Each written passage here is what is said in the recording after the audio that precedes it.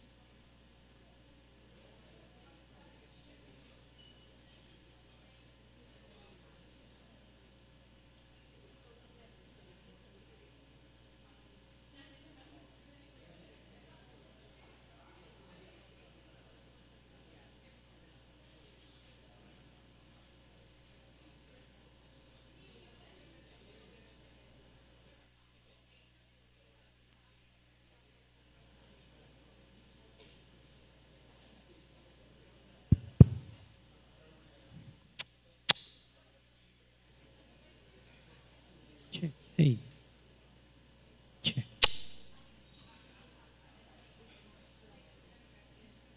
Testing. Chi. Hey.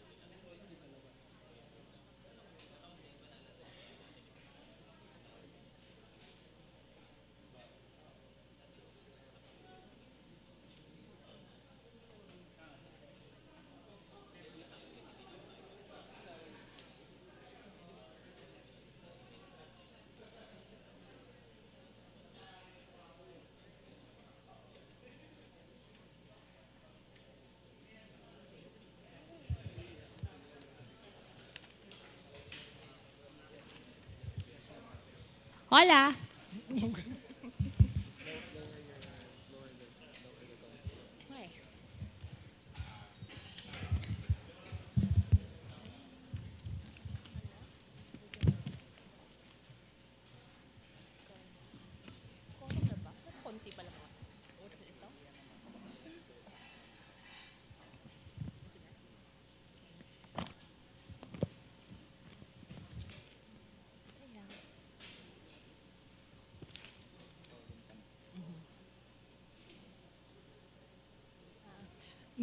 May we request everybody to take to their respective seats within the auditorium? We will start at around 5 minutes.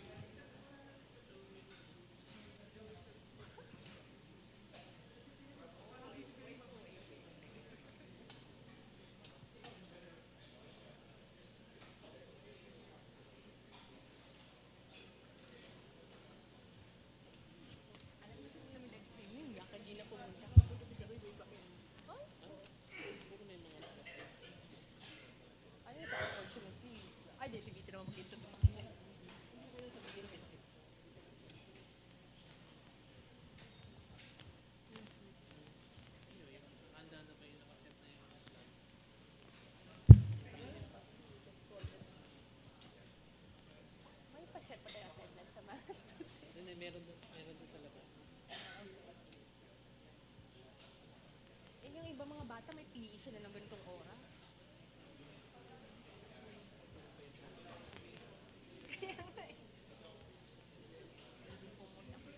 Sir, smile naman dyan.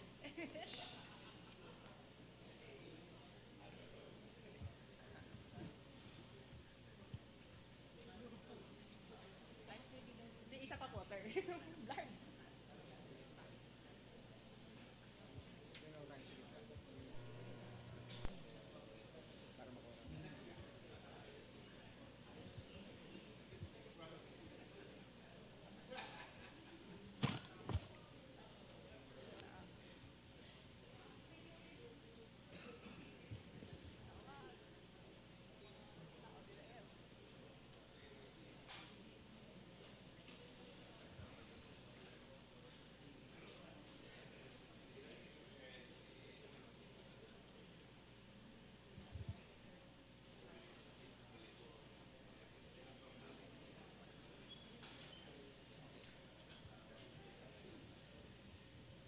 Hello? Can we request everyone to stand for the Philippine National Anthem?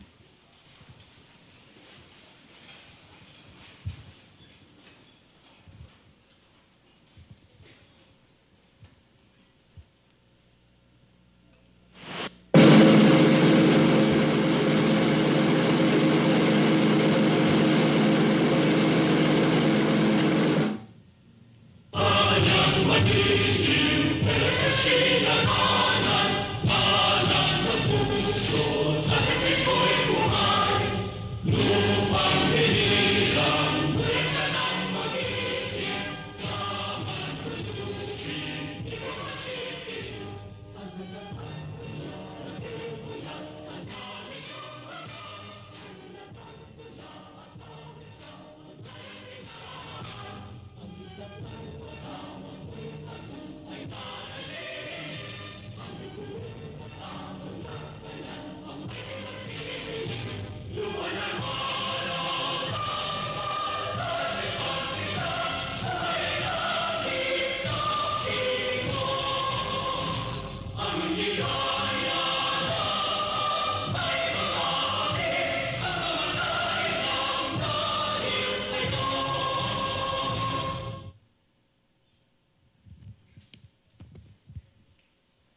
please take our seats.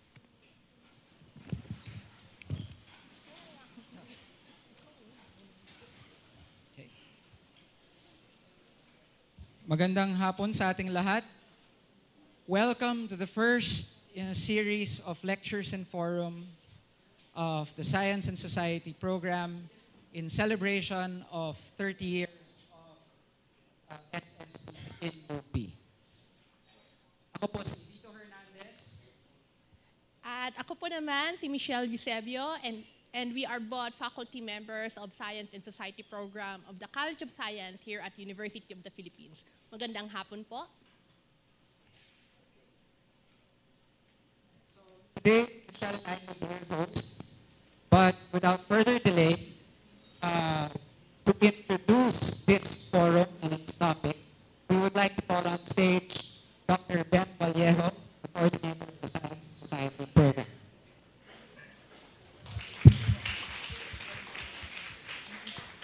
Thank you, Vito. It's very important. I think one of the first discussions that we'll have on science advice for government. Now, it is very important because in the last 10 years, most notably in the past year, we have seen a lot of issues that demonstrate the need for science and technology advice to government. We know that government is tasked to ensure the welfare of its constituents, and science and technology have been part of government programs.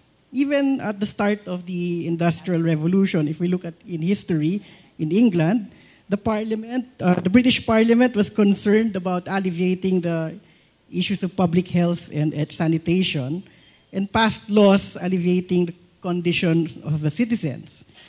The role of science and technology in effective governance was recognized and was then applied to the rest of the British Empire.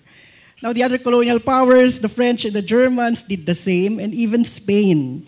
In the last 20 years of their sovereignty over the Philippines, they sent the young Filipino scientists Antonio Luna, Francisco Leongson, and Mariano Vivencia del Rosario to take their science doctorates in Europe for the sole purpose of establishing a system of science laboratories for the Philippines.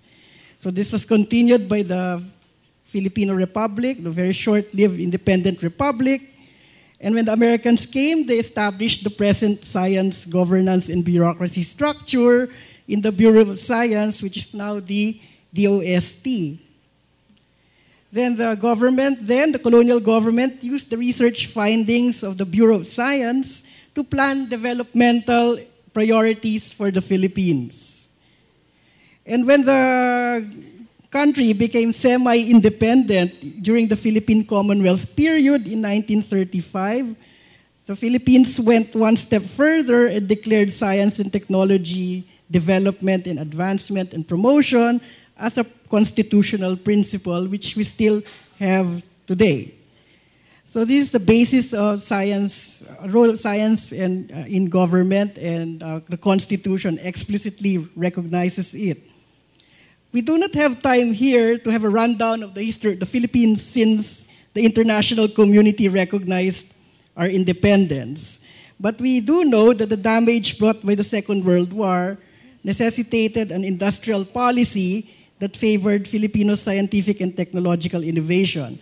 That was the policy in the 1950s, the so-called Filipino First policy, which was reflected also in our science policies. This, however, did not launch the Philippines into industrialization as Japan and later Korea, Singapore, and Taiwan, and more recently, China did. So in the 21st century, our problems are more complex compared to the problems faced in the 1950s due to the urgencies brought upon by technological and social change. In this context, the successful outcomes of applying science in policy becomes less certain and often questionable. The international consensus among science policy practitioners and scientists who were involved in this in science policy studies suggests that the post-normal science approaches are more applicable. But this rests on a system of effective science advice that is predicated or based on a very good and keen appreciation of local political cultures, organizations, and cultural conditions of socio-political conditions of the country at large. The worlds of science and government are vastly different. Anybody who has dealt with both probably would have experienced that. But can we bridge the scientists and the technology practitioners? Can they bridge the gap? Because essentially, what is mandated to give the services is the government, while the scientists will generate knowledge that could be applied to provide or innovations that can improve the delivery of services for the citizens. Now, can we bridge the gap, and can the bureaucracy do it too? And can the politicians do it too? That is the theme of our roundtable discussion, is to provide possible ways or suggestions or even a consensus on how we can be more effective, both from the bureaucracy policy side and flows for the science community. And that would be, whatever we come out here, I hope we would inform the general public at large, the academic community, and of course, our government on what we can do to improve or to make things better. So with that, thank you and good afternoon. And so I'll pass the mic to Vito to introduce our discussants. Thank you very much, Dr. Ben Vallejo, for that. Now to get to the meat of all this, Vito and I have the pleasure of formally introducing our panel discussants. So may we request each of you to take your seat as we introduce you. Okay. Academician William G. Padolina is Professor of Chemistry and Senior Fellow at the Southeast Asian Regional Center for Graduate Studies and Research in Agriculture. He is the current President of the National Academy of Science and Technology. Professor Padolina has served in different capacities as Science Administrator and Advisor to leading public and private institutions of science and technology locally and internationally. These institutions include the UP, the Department of Science and Technology, the Congressional Committee on Science and Technology, Commission on Higher Education, the Philippine Institute for Development Studies, the International Atomic Energy Agency, the International Rice Research Institute, and the Euromed Laboratories Incorporated. The DOST's stand, or Science and Technology Agenda for National Development, which identifies specific commodities, products, and services as export winners. ESEP, or Engineering and Science Education Project, that supports development of science and technology human resources in the country. The Science and Technology Scholarship Act, the PHNet project, which first linked the country to the internet, and the illegal enactment of the Magna Carta for SNT personnel are perhaps Professor Padolina's most significant contributions to our nation's SNT policy development. As the president of the NAST, he has continued to stress that science and technology could significantly contribute to national development by providing the country the tools and means to meet the challenges of globalization while responding to the needs of the economically disadvantaged. Professor Padolina, please.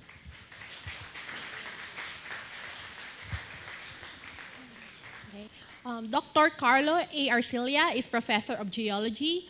He is the current director of the Philippine Nuclear Research Institute. Unfortunately, he is not around to join us today. We actually hope that he can still catch up. So our next discussant is Dr. Mahar A. Lagmay, a professor of geology. He is current director of the UP Resilience Institute and project head of the Philippine Nationwide Operational Assessment of Hazards. Professor Lagmay has served as part of the expert panel on the Philippine claim on the Benham Rice at the UN Commission on Law of the Seas. He is also a consultant to the World Bank on issues of environment, disaster, and resilience. As a leader in science of disasters, Professor Lagmay has become an effective communicator of public science through the popular radio TV program Red Alert on DZMM, and for all of his outstanding interdisciplinary natural hazard research and natural disaster engagement in the Philippines with respect to eruptions, earthquakes, landslides, typhoons, and flooding. He was awarded the very prestigious Plinius Medal by the European Geoscience Union. He is the very first Asian to receive this award. Professor Lagmay.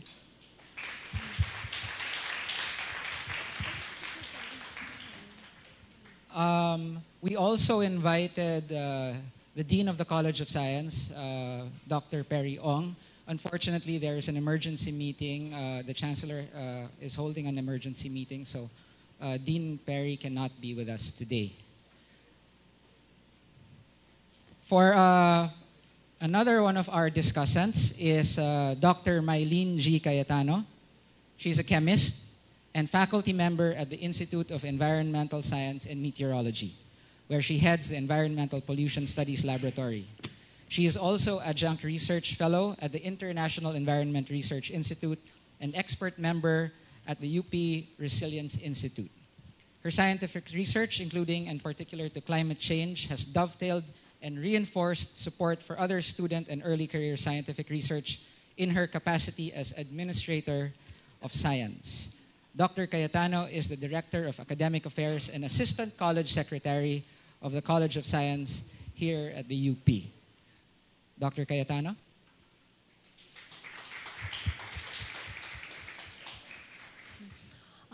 Doctor of Medicine Rodrigo Angelo Ong is a member of the Philippine Coast Guard. He is a member of the Red Cross and a founding member of the UP Red Cross Youth. He is a pioneer of sports acupuncture in the Philippines and is sports doctor to many of our athletes, professionals, and otherwise. His social medical engagements make Dr. Ong a specialist in disaster science. As such, he has been lecturing at the university on this topic. He is part of the faculty of the Center of International Studies and the Science and Society program, and is hoped to be integral to the development of the Institute of Science, Society, and Policy of the UP College of Science. Please welcome Dr. Butch Ong.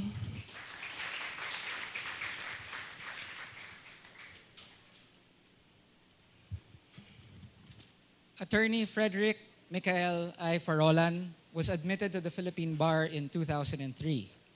He is a regent of the University of the Philippines appointed by President Rodrigo Duterte. Regent Farolan served as Chief of Staff of former Citizens Battle Against Corruption Representative and now Senator Joel Villanueva. As currently part of the highest governing body of the university, he is a strong supporter of the Science and Society program. Attorney Farolan.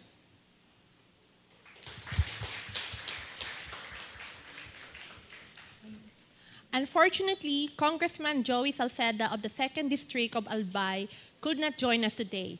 This is truly unfortunate as Congressman Salceda has proven to be a very effective executive when he was governor of Albay, especially as regards to successfully implementing a disaster reduction, mitigation, and management program. His presence and contribution to this discussion would have been of first hand. Okay, now, Professor Botocano is an anthropologist and member of the Science and Society Program's faculty. Today, he has the privilege of moderating the panel discussion. He is not part of the panel discussions, but will moderate it for us.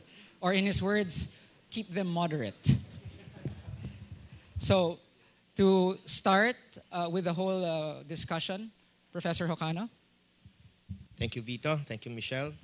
Right, for everyone here, this is going to be the ground rules for our forum.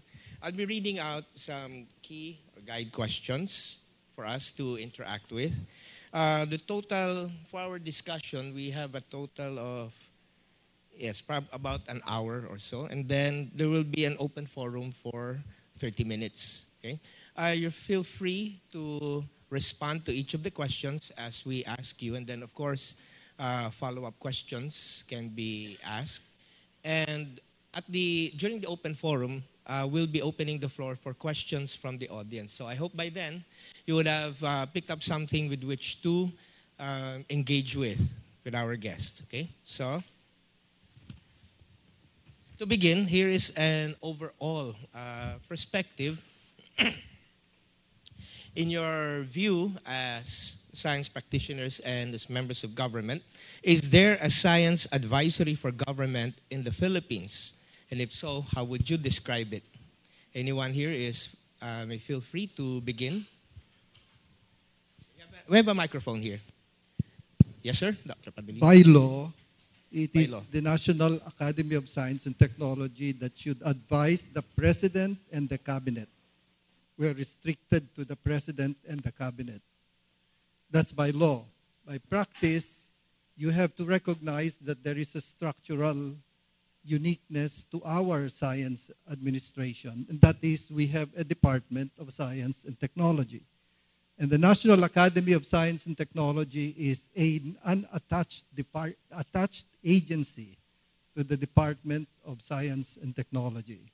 So that's a very unique structure because in countries that have science advisors to the Prime Minister, they have a different route and they have a different mechanism.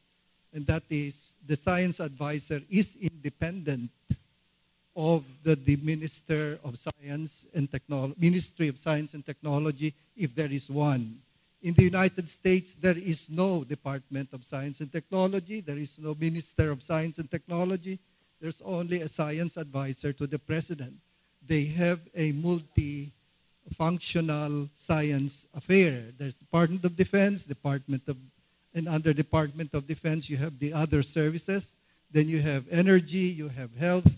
The science enterprise is dispersed. In other countries, they have a Minister of Science and Technology and at the same time, an advisor to the Prime Minister. So what does that tell us? We have some sensitivities to handle independent advice because the route that we take now as an attached agency is that we have to course our advice to the department secretary. That is the route. Otherwise, it cannot reach the cabinet and the president. So how do you dispense independent advice when you're funded by the government? I asked that question of the National Academy of Science and Technology in the United States, because they're also funded by the government. And the answer of Dr. Bruce Alberts at the time he was president was that they release their studies at the same time to the public and to the government. There is no prior clearance to the government. We have not yet done that in the case of the National Academy of Science and Technology. It's a balancing act, to tell you very frankly.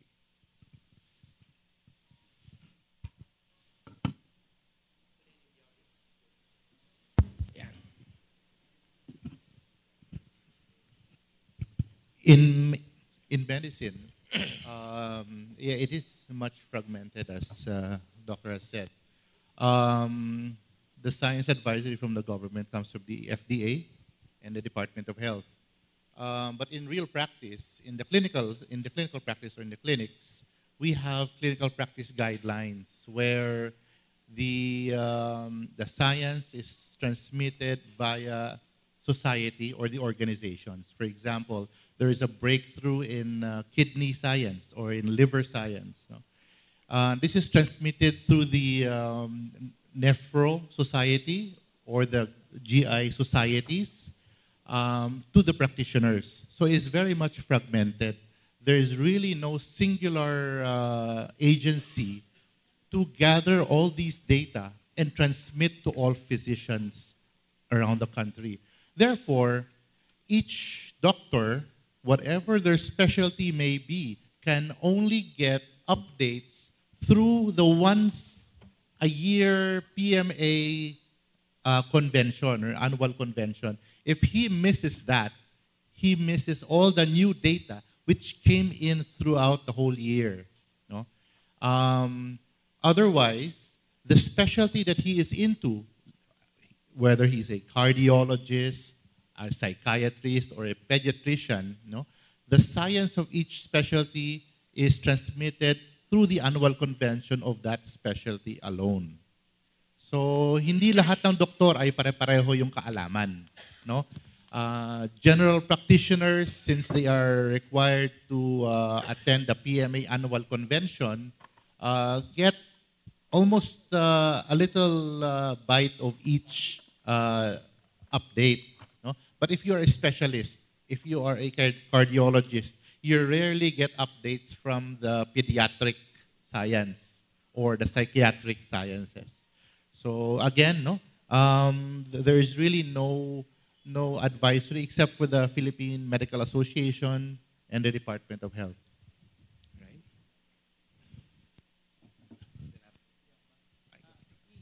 I'll just check. The question was, how is scientific advice? The question given was, to the is government? there science advisory for the Philippines? Yeah, the way I'll answer that. I'm sorry, let me correct myself. Is there science advisory for government in the Philippines? Okay, the way I'll answer that is based on a perspective on disasters. No? And when we talk about advice for disasters, it can be multi-level and it can be multifaceted. Advice can be in many forms. I can act as a consultant and advise the barangay captain. Or the barangay captain can hire somebody to get advice, no? Either from government or from individuals or practitioners, as they call it. The same goes for the municipality. The municipality is the first line of defense against CCADRR.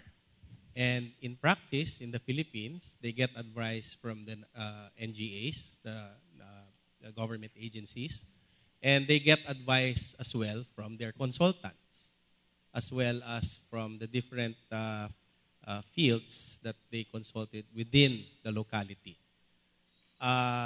We go up provincial level, it's probably the same as the municipal level. And in the national government, there's different kinds of advice that's provided. One, which is the most legal, is the advice coming from NAST, and a discussion was made already about that. For disaster risk reduction, the advice may come into policies. You can write down a policy. Congress can adopt that or make or file a bill based on the policy document that you made. Or the advice can be, for example, in NDRRMC. We used to be part of the NDRRMC through the PDRA, or Pre-Disaster Risk Assessment, where we were providing information near real time while the typhoon was within the Philippine area of responsibility. Near real time information means that we were there 24/7 during the time when the typhoon was traversing the PAR. So what I'm saying is that there are many forms of advice that can be given by individuals, by groups, academe, and the government. And in short, the answer, in my perspective, in terms of the practice where I am in, is yes. Yes, okay. Attorney Farolan, please. Hindi ako sanay. Spocky. Okay. Spocky na lang. Attorney Parolan are my parents.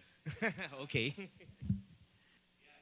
I actually wrote my response to that question. Just to give a context, medyo kulang kasi I've been, I have to correct lang. I was chief of staff of Joel, but I'm also chief of staff of Miro. I spent a lot of time in Congress. I've also worked in Malacanang and a lot of local government units and a lot of NGOs. I'm actually more comfortable in sandals than shoes. That's the look. Ito hindi ko yata nilalaban to eh. Just to give you an idea of where I'm coming from. Okay. And right now I'm a member of the Board of Regents of UP. Yeah, I'm a DDS. I'm a Duterte appointee. At least to give you a context of where I'm coming from. I'm also a practicing lawyer. I've been involved in a number of issues, including mining, anti-mining, as it is right now. Again, I am against current mining policies, not the industry itself, okay, or the people inside those industries. Yeah, is there science advising in the Philippines? I wrote it down. None. Wahahaha. That was my answer. No, this is, I'm coming from someone who worked with I used to kid, I would always kid about my experience in governance as I've experienced being the one in front of the barrel of the gun, the one holding the gun, and the one controlling the gun. So I'm pretty much, I've been around pretty much, especially when it comes to governance, local and national. If there's one thing that I've seen is there really is no presence of, there is no formal and strong presence of science advising both at national and the local government levels. There are formal mechanisms, there are great people, but whether they are actually listened to and they actually form part of the decision-making process is different. Kunyari, sa Congress, ilan sa mga batas na ginagawa at pinapasa ng Congress ngayon ang tunay na dumadaan sa masusi na pag-aaral and based on scientific and empirical data. That's a challenge. Actually, mas maganda na ngayon eh. Before, you know why I know that? Because I was chief of staff. I used to write laws. And I would get my information from the internet, from Google.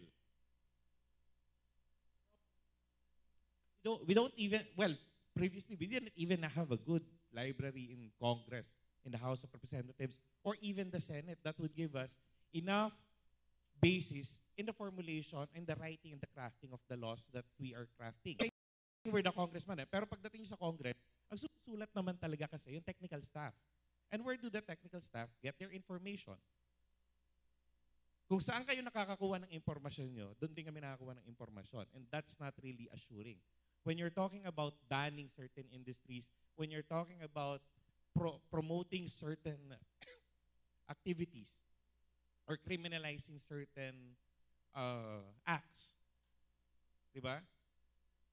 Walang formal na pupuntahan yung isang policymaker or the staff of the policymaker to check ano ba yung data tungkol dito. When we're talking about data, that's not even science advising pa nga. Yung basic pa lang na data. You have the NCSB, the National Statistic Coordinating Board, but it's like getting information. Information are floating around, but there really is no one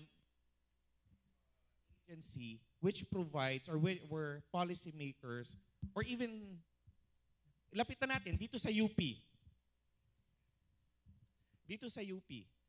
Alam nyo, the Board of Regents is the highest policy-making body of UP. 11 kami. Okay? Lahat ng desisyon nyo, buong buhay nyo, hawak namin. And if you ask me certain things about UP, wala, yung palang certain packets of information, wala kami natatanggap when we got in. And we don't even have access or hindi formal yung access to certain information which would help us create better policies for the university. Things are better right now. Kaya nga nagbabago eh. In the Board of Regents right now, you want something approved, you present to us on a different day. Nagiging rule na yon. And this is one of the changes in the Board of Regents that we have right now. Kaya sabi nila, bakit daw pakialamero yung mga BOR right now. But we cannot be mere rubber stamps ng mga policies affecting the greatest Filipinos alive. Because this is UP. We are the national university. Okay, so that's just an example. Even within the university, we have a problem with that. Nagkasunog sa shopping center. Ilan sa inyo nakakaalam kung ilan na ang mga buildings dito na in danger, na dapat pinapasarado na sa Diliman? Diba? Are you even sure that this auditorium, which was the same auditorium where I slept in while attending my Natsai 1 class and STS and Natsai, doon ako natutulog. I remember that. I was called out by Dean Younger. You're sleeping. Anyway, walang pinagbago. And we don't, doon din papasok yung access, yung open data. Mapag-usapan siguro mamaya. So, going back to my initial answer to that, there are mechanisms. We do have good laws in the Philippines. We have in place a lot of policy prescriptions which could be avenues for science and science advisors to come in, but these are not really being complied with. These are not being followed. These are not being observed. So the quick answer to it, no, I do not think we do have a science advisory mechanism in government right now. Thank you.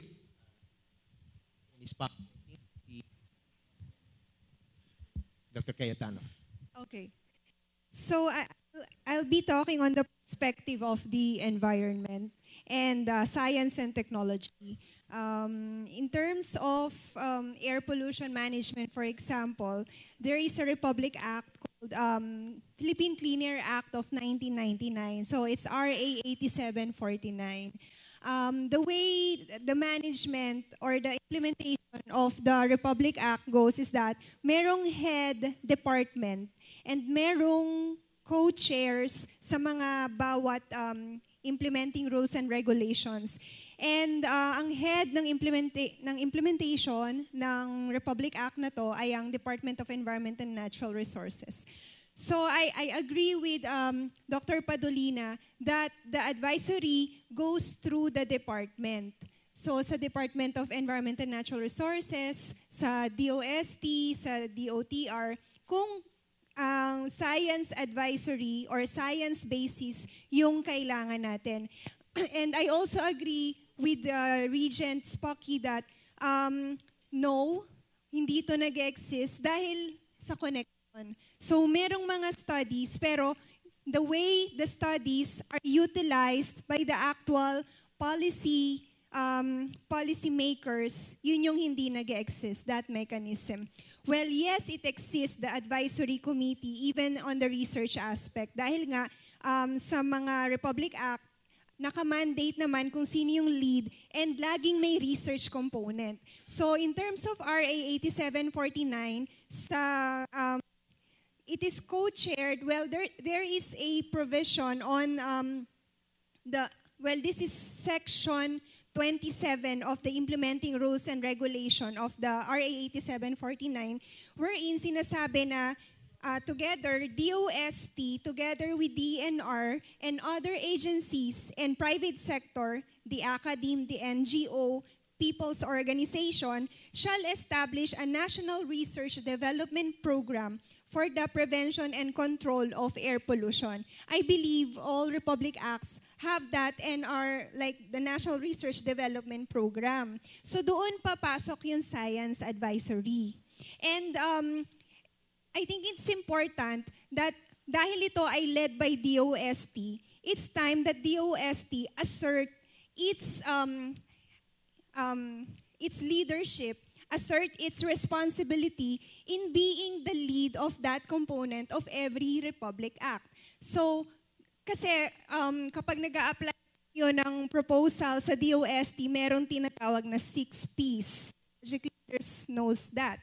6 Ps, so people, patent, products, places, the other one I forgot, and the 6th one is policy.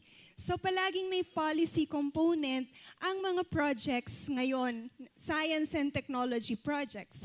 So doon, whatever policy recommendation na ma-brought about dun sa implementation ng any science and technology projects, yun yung pwedeng i-recommend sa ating policymakers. Now, the issue is how to connect these policy recommendations sa mismong users, which are the policymakers. I'd just like to add, what was it, RA 8749 is very much similar to the DRM law, wherein it was based on the cluster approach of the United Nations for disaster risk management. The cluster approach for DRM really is about coordinating different agencies and different councils. For example, logistics and disaster is taken care of by the World Food Program. Children, shelters taken care of by the UNICEF, for example. And in that paradigm, in that field, makikita mo that every agency is talking to each other with regards to disaster. And I think it's very similar to the RA that she was talking about. So these are two laws which are different, no? DRM law and the law on the environment, no? The air pollution. So we basically have the same ideas, I think, the Attorney Spaki, that there should be a committee or council approach to this. But still, because of the diversity of science, you even have military science, you have environment, you have even such basic sciences, may chemistry, may physics, may math, no? We all should be participative in advising a body which we do not have yet. No? So I believe the answer is still no, we don't. But the seed of that product is already there in several of our laws here in the Philippines. Hindi lang tayo nag-uusap-usap pa. Okay, thank you, Dr. Butch. And from this first round of questions, it appears that we have a diversity of answers, and yet they're all common. They have a common theme. One, there are science advisory. Two, we don't have a science advisory. And speaking in terms of paradox, it's about how to connect all of these together and make them into a single workable frame. And moving forward from this, taking off from your answers to the previous question, what then would be how would we describe the state of science advisory in the Philippines? Or perhaps we could say that perhaps we can also use this question to take off or expound in further detail from the answers to the previous question. How would you describe the current state of science advising given the multiple perspectives you've just brought up to the table? Or would you say that we've pretty much covered it in the first question? Yes, Dr. Kaitan. The Department of Science and Technology, particularly PSURD, is taking its part to have a mechanism in order to have a roadmap on several priority areas of research that are also aligned to the NDA or the National Developmental Agenda. I can only say about the environmental sector because I'm part of the TWG of the roadmap. So we are active in identifying research areas that are under the NDA. Kasi if it's under the NDA and then it will be funded by the government, that's how it goes. I mean, kasi ma-justify siya. But then, also taking off from what I responded earlier na palaging included yung policy. Kaya the way to describe the science policy advisory mechanism right now is it should be well planned. So merong short term, may long term, may short term, medium term, and long term. And it should be coursed through the department.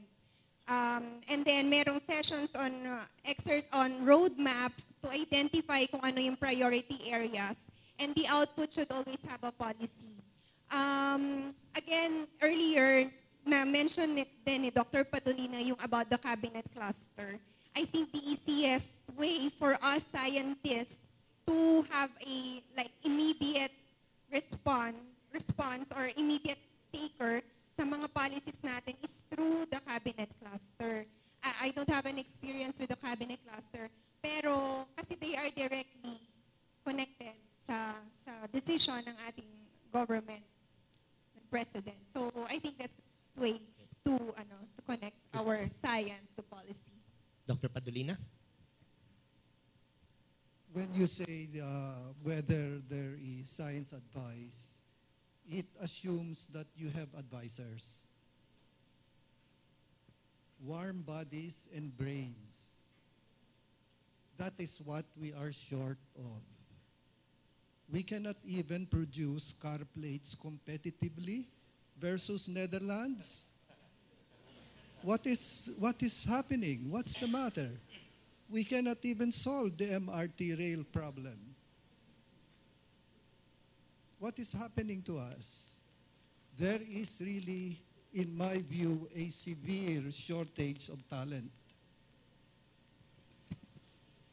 If you ask Pishard or Ched who are submitting research proposals, they're the same names. They are the same names. You only have 24 PhDs in marine science for the whole Philippines. That's a shame for a maritime country. 90 PhDs in physics. Kahit na ano pa pong gawin namin, magsasayaw tayo rito, that's not enough to give you good science advice. I'm sorry to say.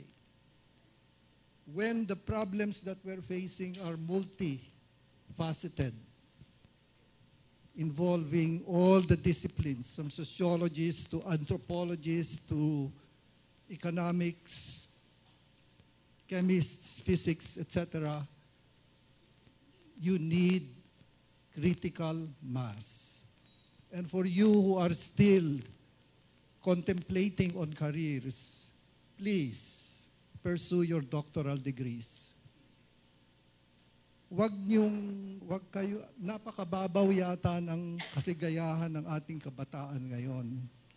Nahihirapan po kami mag-recruit ng mga scholars na gusto mag-masters at PhD. Totoo po yun, nahihirapan kami. I cannot understand yet. Maybe somebody can explain from the sociology side. But there is a phenomenon which we think we should pick up because we are, for God's sake, not moving up the poverty scale. For the last 2 decades, 21-30%, ganun lang. Cambodia, dumaan sa gyera, reduced it by 1/2. Vietnam, dumaan sa gyera. That I cannot understand, except to explain that we probably don't have enough talent to provide the necessary direction for our development agenda. And let me just state as a conclusion that I agree with the economist Abraham Abramovich in a paper that he published in 1987, that technological backwardness is not merely accidental. It depends on the choices that we have made. And science is very reversible, I tell you from experience. Fund a building, put a lot of money at the first 3 years, then slowly shrink the budget, mamamatay yan. That will die. Look at what Trump is doing. So, who holds the magic wand? It's the political leadership. Scientifically, China should have 4 zones. Do you know how many time zones they have? Only 1. That's a political decision. Yes, that's a political decision. Scientifically, you can advise them, 4 po yan. But they will say, no, only 1. Okay. The bill, the Clean Air Act on incineration, that was a choice that our politicians made. It is really the choices that we make. It's not in our DNA. It's the decisions and the choices that we make. And that is where science advice comes in, because you give an honest opinion of this, and the politicians will decide. No to nuclear power. Let us abolish the Department of Energy. Those are political decisions. I'm sure they were advised, please don't do that because we will suffer from 8-hour brownouts. Hindi nyo po na-experience yon. 1986, when Cory took over, the Department of Energy was abolished. And UP and all of us, even at DOST, were suffering from 8-hour brownouts every day. Who is made accountable for that? That's more plunder.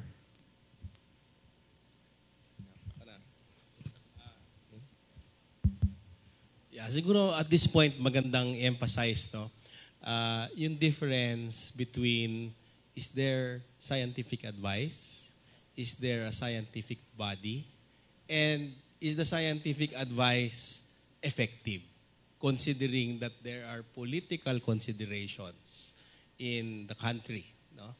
I think that was being referred to, that many of the good advice that have been put forward have been overturned by political decisions. No? And there was a good point about a building being constructed and then putting in a program, tapos slowly diminish the funding, it's going to die. And we have had several programs like that, na effective, deemed by the public as useful, and it's working. No? And then suddenly, there's a political decision to cut it off. And the people, the researchers, young scientists, many of whom are here, wanted to serve and wanted to do science, to generate information that may be useful for government. Pero ito sa political decision to cut it.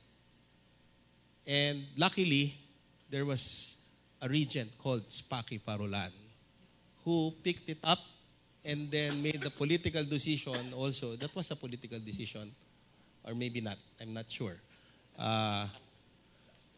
It was a logical decision, I suppose, that they revived it and then took in the scientists who were more than willing. These scientists are trained, experienced, and skilled. Yun po. Regent Spaki? Hindi po yun. Si PDLC yun. At saka magaling lang talaga sila. Magaling lang yung Project NOAA, nang inayang lang kami. Ayun. Well, kanina sinabi ko na, the current, is there a formal science advising? Is it really part of governance? No. But the good thing is, right now, in terms of empirical data, the use of information and empirical data, siyempre may quote yun, what passes off as empirical data. There is a growing awareness right now, even among policymakers, even at the local, both at the local and national levels, even in the bureaucracy, in the what we call the public, the Philippine administrative system. There is a growing awareness of using information.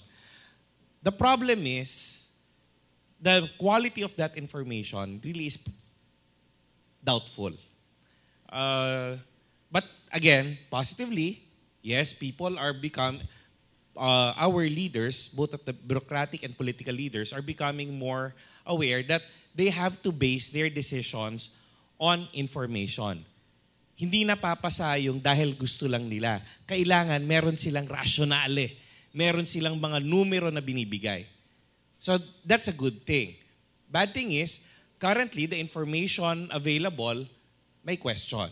Okay? So dyan, papasok, fake news, fake information, misinformation. Okay? So may mga ganyang issues tayo. So in terms of the current state, sabi nga, parang basketball lang sa UP at sa UAAP. Nowhere to go but up. Okay. But another issue na related doon, kasi nga may information, maraming information, but people who can help digest that information, yun yung kulang. And this is, natuwa ako related dun sa sinabi ni Secretary kanina. We need more people who can process and digest this and convert them and communicate them. So dito napapasok yung tanong, at ito gusto ko rin itanong kanina. science advising actually would bring in the question, ano ba yung science involved? Kasi nandyan yung natural science, nandyan din ang ating social sciences. So natural science lang ba pinag-uusapan natin dito? Okay. So isa yon. Pero yung mas akma ngayon, yung second question ko, sino yung science advisors? What are these science advisors? In fact, kung titingnan nyo, yung mga tao na nagbibigay ng science advice sa local and even the national level, they might not even qualify as your run-of-the-mill, your stereotypical scientist. Sila lang kasi yung mas madalas na radyo. Alam niyo yung bombo radyo? Bombo radyo can be treated as a science advisor dahil yung mga policymakers at the local level, especially in far-off provinces, diyan kumukuha ng impormasyon at diyan pinagbabasihan nila yung advice o yung opinion nung nagsasalita sa bombo radyo. Pati yung mga magsasaka, pati yung mga mangingisda. Okay? So, sino ba talaga yung science advisors? Then, sino ba yung mga scientists? That's why we really need people who can truly digest information and communicate them. And this is also the problem. Scientists have this problem of communicating what they know. Pag ako kinausap, when I was doing, I do policy work, but especially when I was in Congress, when I was chief of staff, mahilig ako matulog. Nakakatulog ako. Kaharap, face-to-face meeting na. Pag ako inumpisahan ng scientist or person who would give me everything about the bill, I requested a meeting, I fell asleep.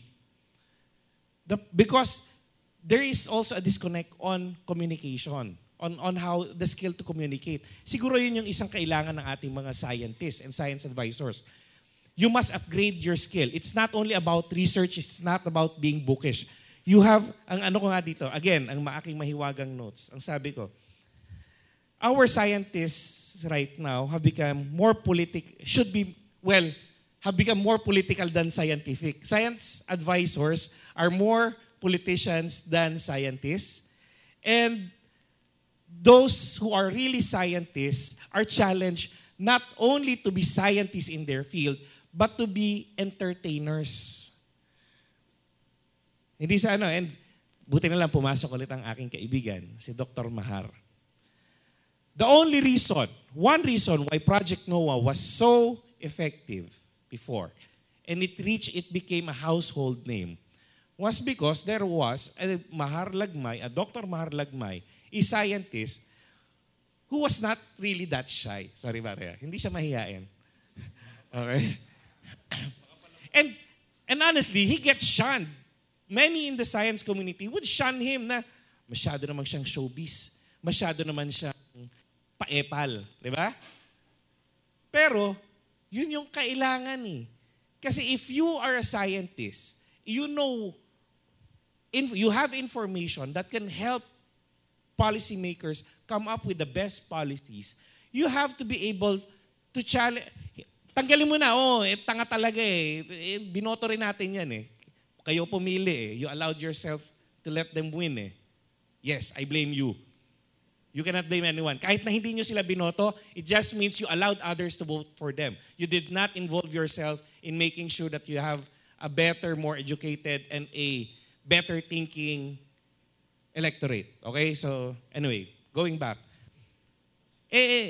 Siyempre, kailangan kunin nyo na yung responsibilidad. Kung hindi sila makikinig, kayo na yung gumawa ng paraan. At bilang mga scientists, I'm talking to you as our young scientists, kayo na yung gumawa ng paraan para marinig kayo. Huwag nyo nang, hindi ako pinakinggan eh. That's crap. You make them listen. And that's why you have to become entertainers yourselves. You have to become showbiz. You have to become interesting. That is the challenge, especially at this age. Meron na tayong seeds of information, of desire for information. Okay. Tama yun.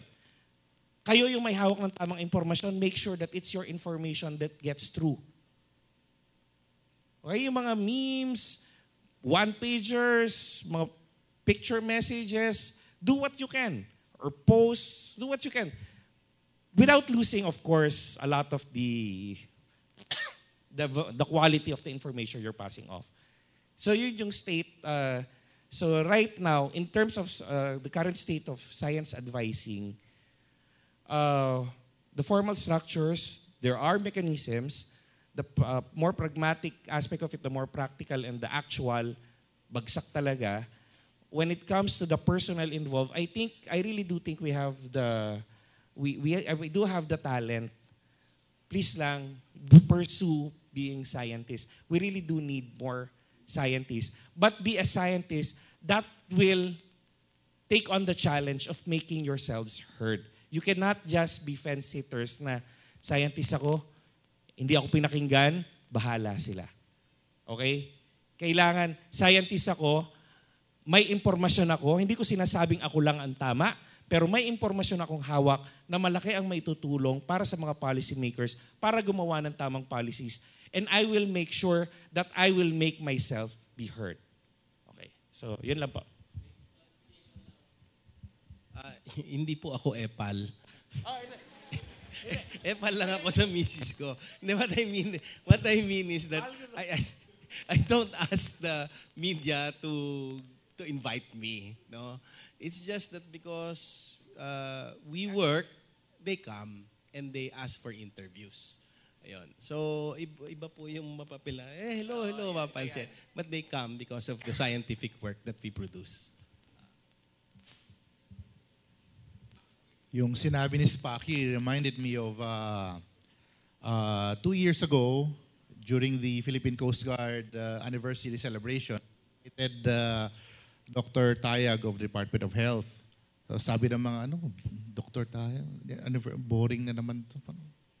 So, dumating si Dr. Tayag, the Coast Guard prepared the people, they invited lots of soldiers there. And then, to start things off, so he was introduced, tumayo siya sa entablado, at sinabi niya sa amin lahat, Leka, tayo kayo sa mga upuan niyo, doon tayo sa gitna. Alam mo, for 20 minutes, nag-zumba kami. Si Dr. Tayag ang nag-lead ng zumba. So, it became interesting. No? He became interesting. However, we cannot assume that all scientists would be like Mahar and Dr. Tayag, no? That would be very charismatic, no? Not all scientists would want to come out of their shell, and most of us would just like to stay in our laboratories, focus on our work and our discoveries, our inventions, and finish our thesis and finish our projects, no? But we should be aware of the nuances of our end users, that they should accept what we will say.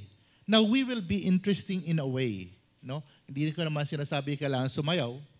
No? Kailangan maging lively and vivid. But you should understand your audience. Now, back to the question of what is the state of the state. All right. For me, as a doctor and also as a disaster professional, this is very lacking. Number one, Dr. Padalini has said, and I agree, we lack scientists. We sorely lack scientists because most of them go abroad. Once na nag-PhD sa Japan, di na bumabalik. Once na nag-PhD sa Germany, dun na siya. Hindi na bumabalik sa Pilipinas. And why? Because there is no support for scientists. Hindi tayo pinakikinggan, diba? Or we are not interesting. No? So as future scientists yourselves, no, pwede natin gawing pag-aralan yung mga yung society natin. Secondly, aside from sorely lacking in experts, no, we lack participation from the grassroots. Science advising is a 360 process wherein scientists will give their study, and the end users, yung mga doktor, yung mga agencies will also speak up, and pati yung common tao. They must also give their feedback 360 degrees po yan, no? So we have our lawmakers, we have our scientists, our policymakers, we have scientists, and we also have our common tao, no? I think I'm jumping the gun to post-normal, no? That's in my class, pinag-usapan din natin ang extended peers, and that's it, no? Extended peer is going outside the laboratory, talking to the people what they need, and that will make our study, our being scientists, interesting. So yeah, for me that's my point there. Yung naalala ko rin upon listening to Regent Spocky, yung experience ko in one time, I sent a private message to our local mayor. Kung familiar kayo sa Rizal area, especially sa Taytay, konting ulan lang bumabaha doon. And I live in the bayan, sa barrio area, wherein konting ulan lang sa tapat ng bahay namin, pwede na kaming maglagay ng bangkang papel. Pupunta na yon sa Cainta or whatever kasi para na kaming isang river basin. Tributary river kami pag umuulan. So and then si mayor namin, nagbigay siya ng advisory through the official Facebook page of the EU, naka-screenshot Yahoo Weather.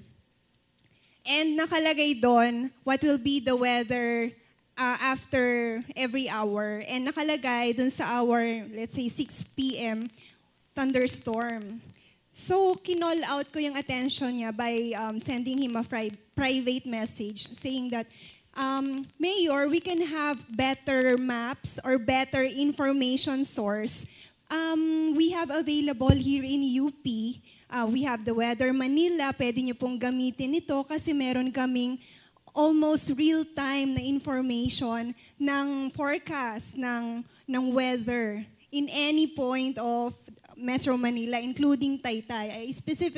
Specifically, Dr. Bagtasa put a coordinate dun sa Taytay para malaman kung uulan talaga doon. So anyway, I also promoted Project NOAA, yung website sa hazard maps. And then the mayor reverted back on me, saying that we don't need rocket science to inform the public na uulan. And I commented in one of his public posts about weather advisory then, and his supporters bashed me, saying, naku, nangangarap, may bago nang tatakbo next election. So my question remains, how to be entertaining? Paano ba tayo papaniwalaan? Wherein we have this genuine interest to be of service in terms of our science at the local government, but then intentions are, kumbaga, hindi nagmamatch. Kumbaga, iba ang intention ko sa nakikita niyong intention namin. So, medyo disappointing, no? Thank you. Sige. Okay. Can you just respond kay Dr. Cayetano? Sabi ko, I write down my notes. Mahiwaga to eh. Mas magaling sa akin yung computer ko eh. So, mention to Dr. Cayetano, kilala ko mga bata ni Mayor ngayon. Kakausapin ko mga karating. Okay. And that is an example of science advising in the Philippines. Okay? Sometimes it falls into, ano yung access mo dun sa mga tao? Yes, I'm pretty sure makakarating, Dr. Cayetano, and I will make sure that they hear my thoughts about it as well. Okay. Tapos, gusto ko lang batiin, kasi pinag-aral sa Japan, nag-PhD, hindi na bumalik. But we actually do have people like that who come back. Pinag-aral na sa Japan, may PhD na, maganda na yung buhay ng pamilya doon. Kaso, bumalik sa Pilipinas, nagtuturo na sa UN University. My friend, si Dr. Chris Berse from Public Ad, is also into his public ad and climate change and disaster risk reduction and management. Bumalik pa sa Pilipinas yan. Nagtuturo na siya sa UN University with the entire family. So meron talagang, marami tayong gustong bumalik at maraming gustong tumulong. At tulad nga nun, nabash pa na napagkamalang pantatakbo. The challenge is, please do not lose heart. Because if you lose heart with one, two, three, I'm 41 right now. I've been doing a lot of things since the 80s na rin. Bata pa ako, pakialamero na ako. Pero if you allow yourselves to really be down and to really to simply accept things as they are, wala talagang mangyayari sa atin. Do not allow yourselves to be put down. Take on the challenge to be scientists, take on the challenge to be science advisors. Not even, kahit wag sa national government o local government, even in your own community, even in your own streets, yung paglilinis ng mga kanal, paano makaiwas sa diarrhea, paano makaiwas sa, paano mas mapapaganda ang, ano yung mga pwedeng itanim na halaman para walang mga lamok.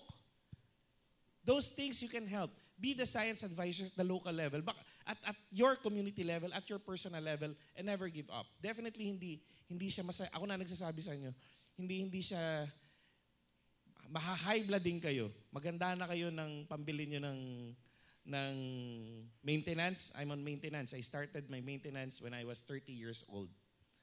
It's not really going to be an easy thing. Pero tulad nga na sabi na nila yung magtanim ay di biro. Okay? Mali yung interpretation, it's not fun. It's actually fun knowing that you are part of something bigger. You think you're doing something small, but you're doing something big. Please do not lose sight of that fact. Because the moment you lose heart, that's when we lose.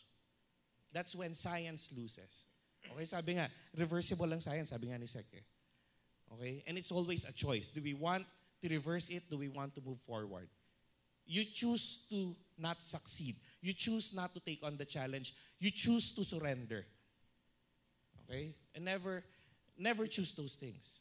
Always move forwards. Thank you. I think one of the problems we have really right now with the application of science in society is that each and every one of us, including the politicians we're talking about, has very little appreciation for science. Now, science education should have answered this in the primary, diba? So, primary and secondary level, no? And we attempt that. Pagdating sa college kasi, specialization na eh. No? If you're chemist, chemistry ka. Physics, engineering ka lang, no? So, dun sa GE program, sana nagiging mas well-rounded. However, too late na yon. In the primary and secondary level, dun talaga yung appreciation for science. No? And the uptake of that now is reflected in our leadership, whether Congress, Senate, or executive level, or even in sa mga leadership ng agencies. No? The science is not appreciated to the level of yung talagang totoong public interest ang pinag-uusapan. So, this is a very fascinating dialogue we're having here because in answering questions, you've already covered a lot of things, and some of these are some of the most pressing issues that face science advising. The biggest one one of the major issues faced, for instance, raised by Professor Padolina, it's not only about the state of science advising, but rather the need for warm bodies. We need more people involved in the sciences. And then there is the issue of communicating, just how effectively do scientists communicate. Then, of course, the ways in which, how do we conceptualize science advising, this has been coming out because this can only be not only held by scientists, but can be done by ordinary people on an everyday level, as raised by Regent Spalky. Here's a question then, which we'd like to throw. We'd like to hear first from Professor Padolina. What would you see would be the future of science advisory for government in the Philippines? What do you see would be the future? I'd like to start with Professor First, Padolina. I would like to affirm that government needs science advice. Right. But that science advice has to be within a framework. And that is, my suggestion is that our development agenda should be technology explicit. You know, Obama talks about manufacturing centers, even Even the German chancellor is very conscious in her speeches about science underpinning development.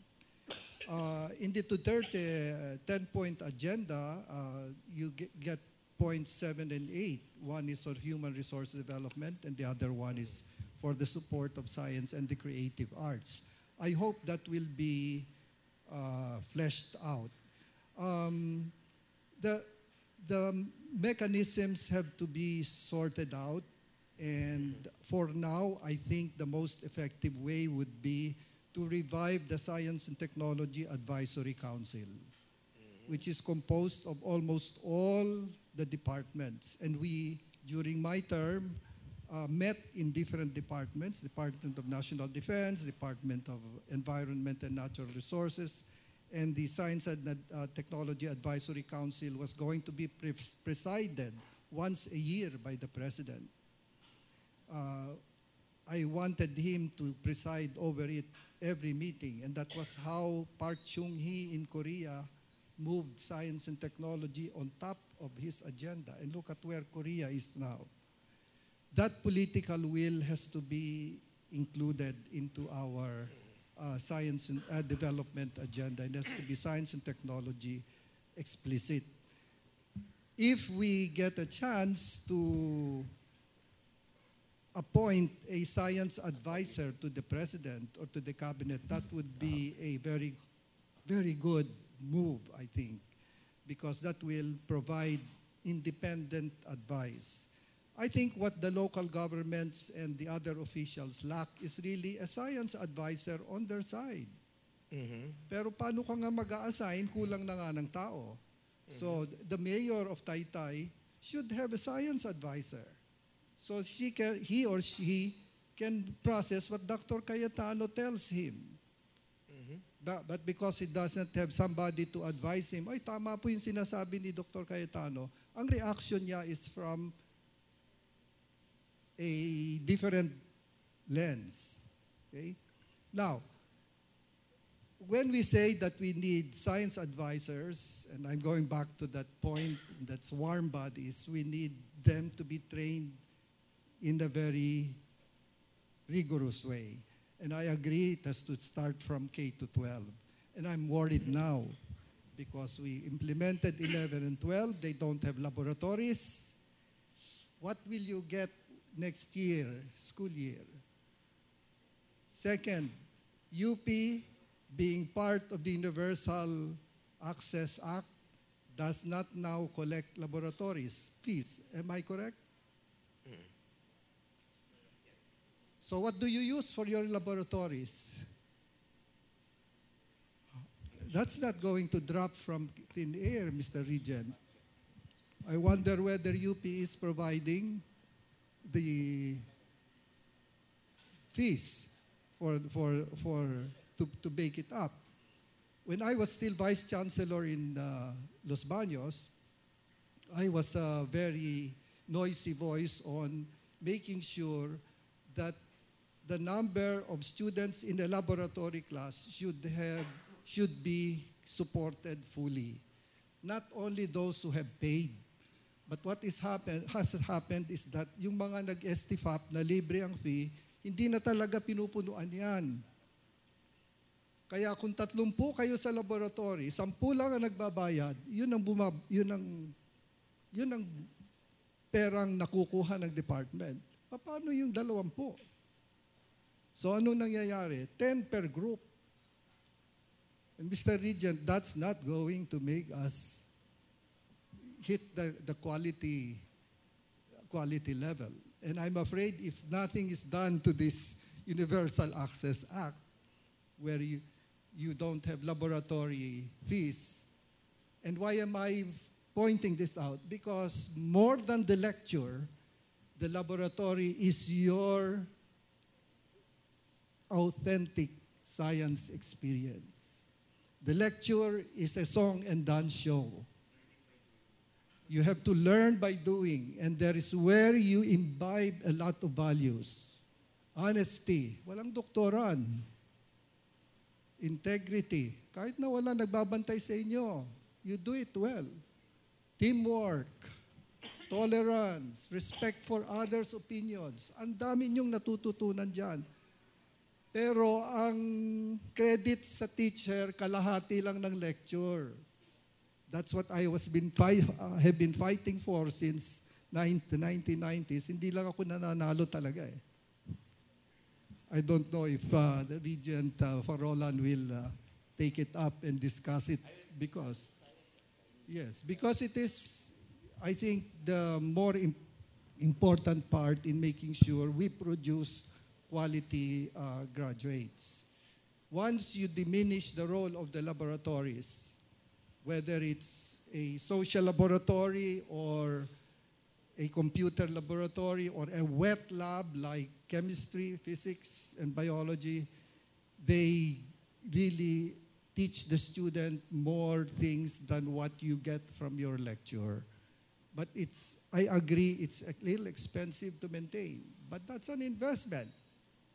That's an investment to your intellectual capital. I am sorry I have to go because I am called to a meeting in Chet, so that is going to be my farewell remark.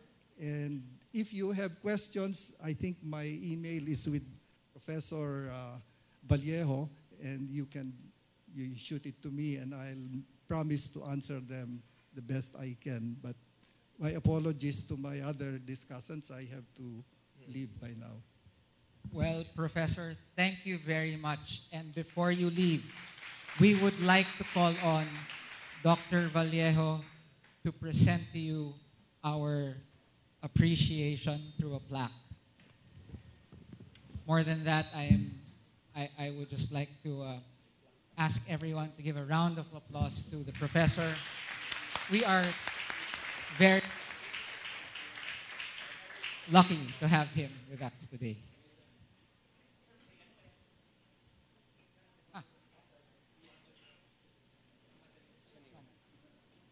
Thank you very much, Professor. Nagmamadali. Okay. Yes.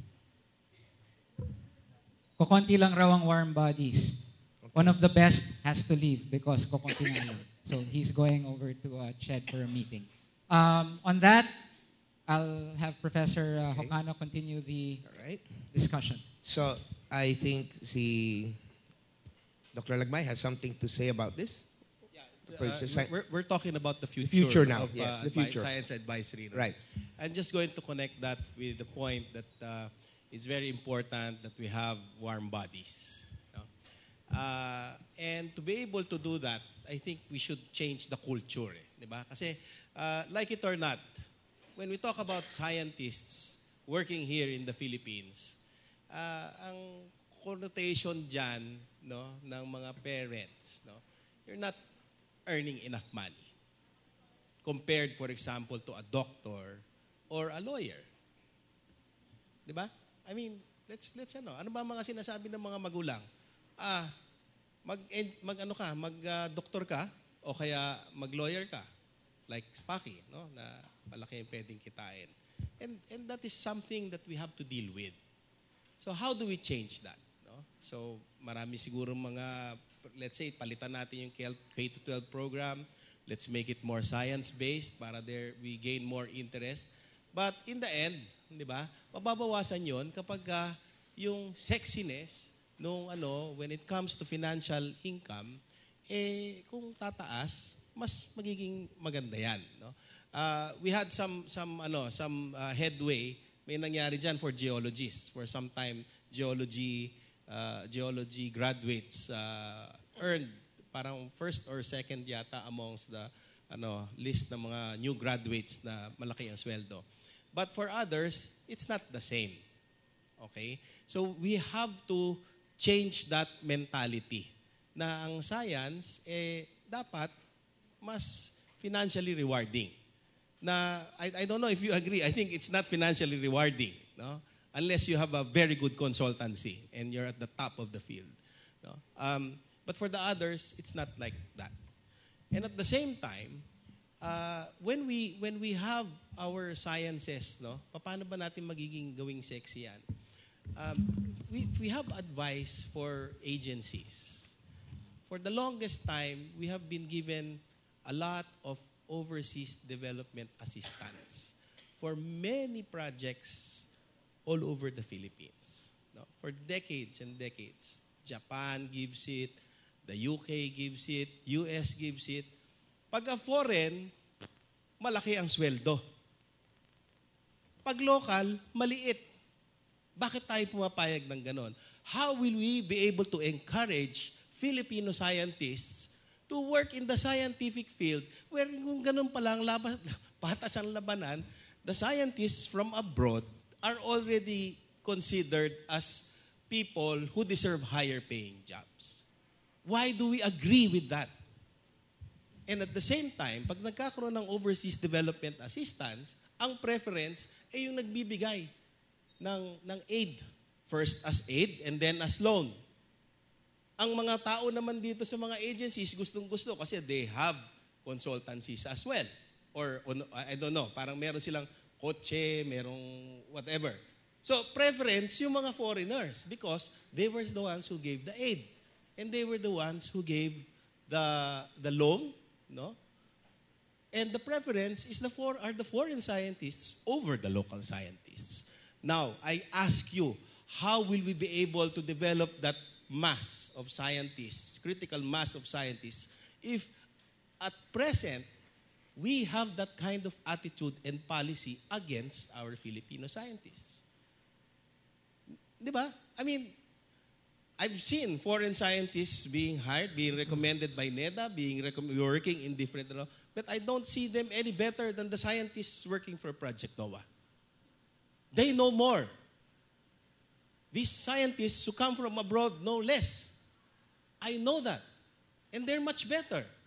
But why do they get 10 times more the pay of local scientists?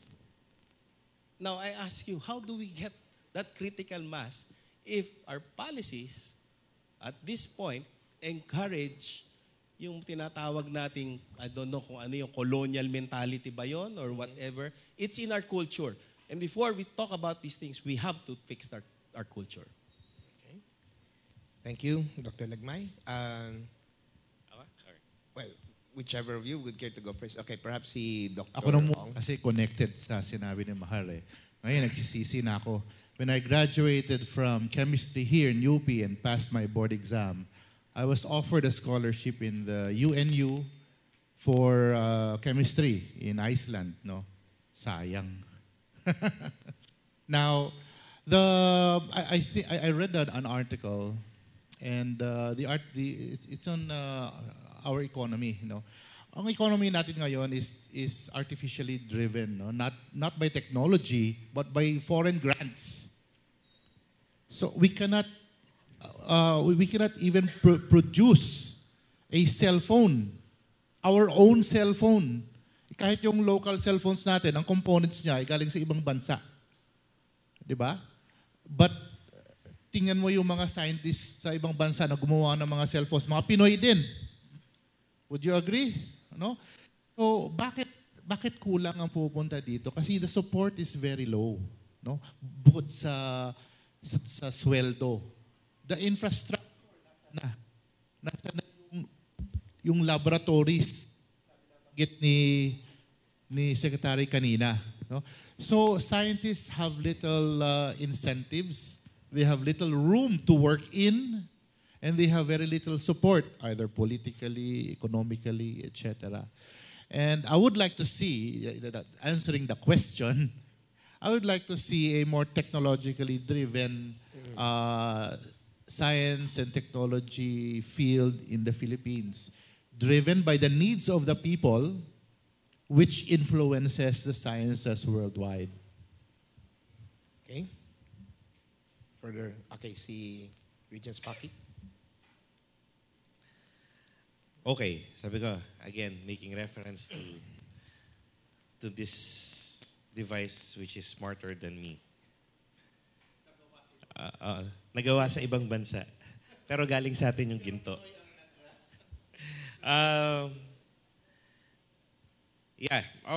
The question is about the future of science advising. Pero marami kasing there were some questions directly thrown at me and which is also some answers which are related to some of the matters very close to me, which I would want to I'll also address in relation to that question.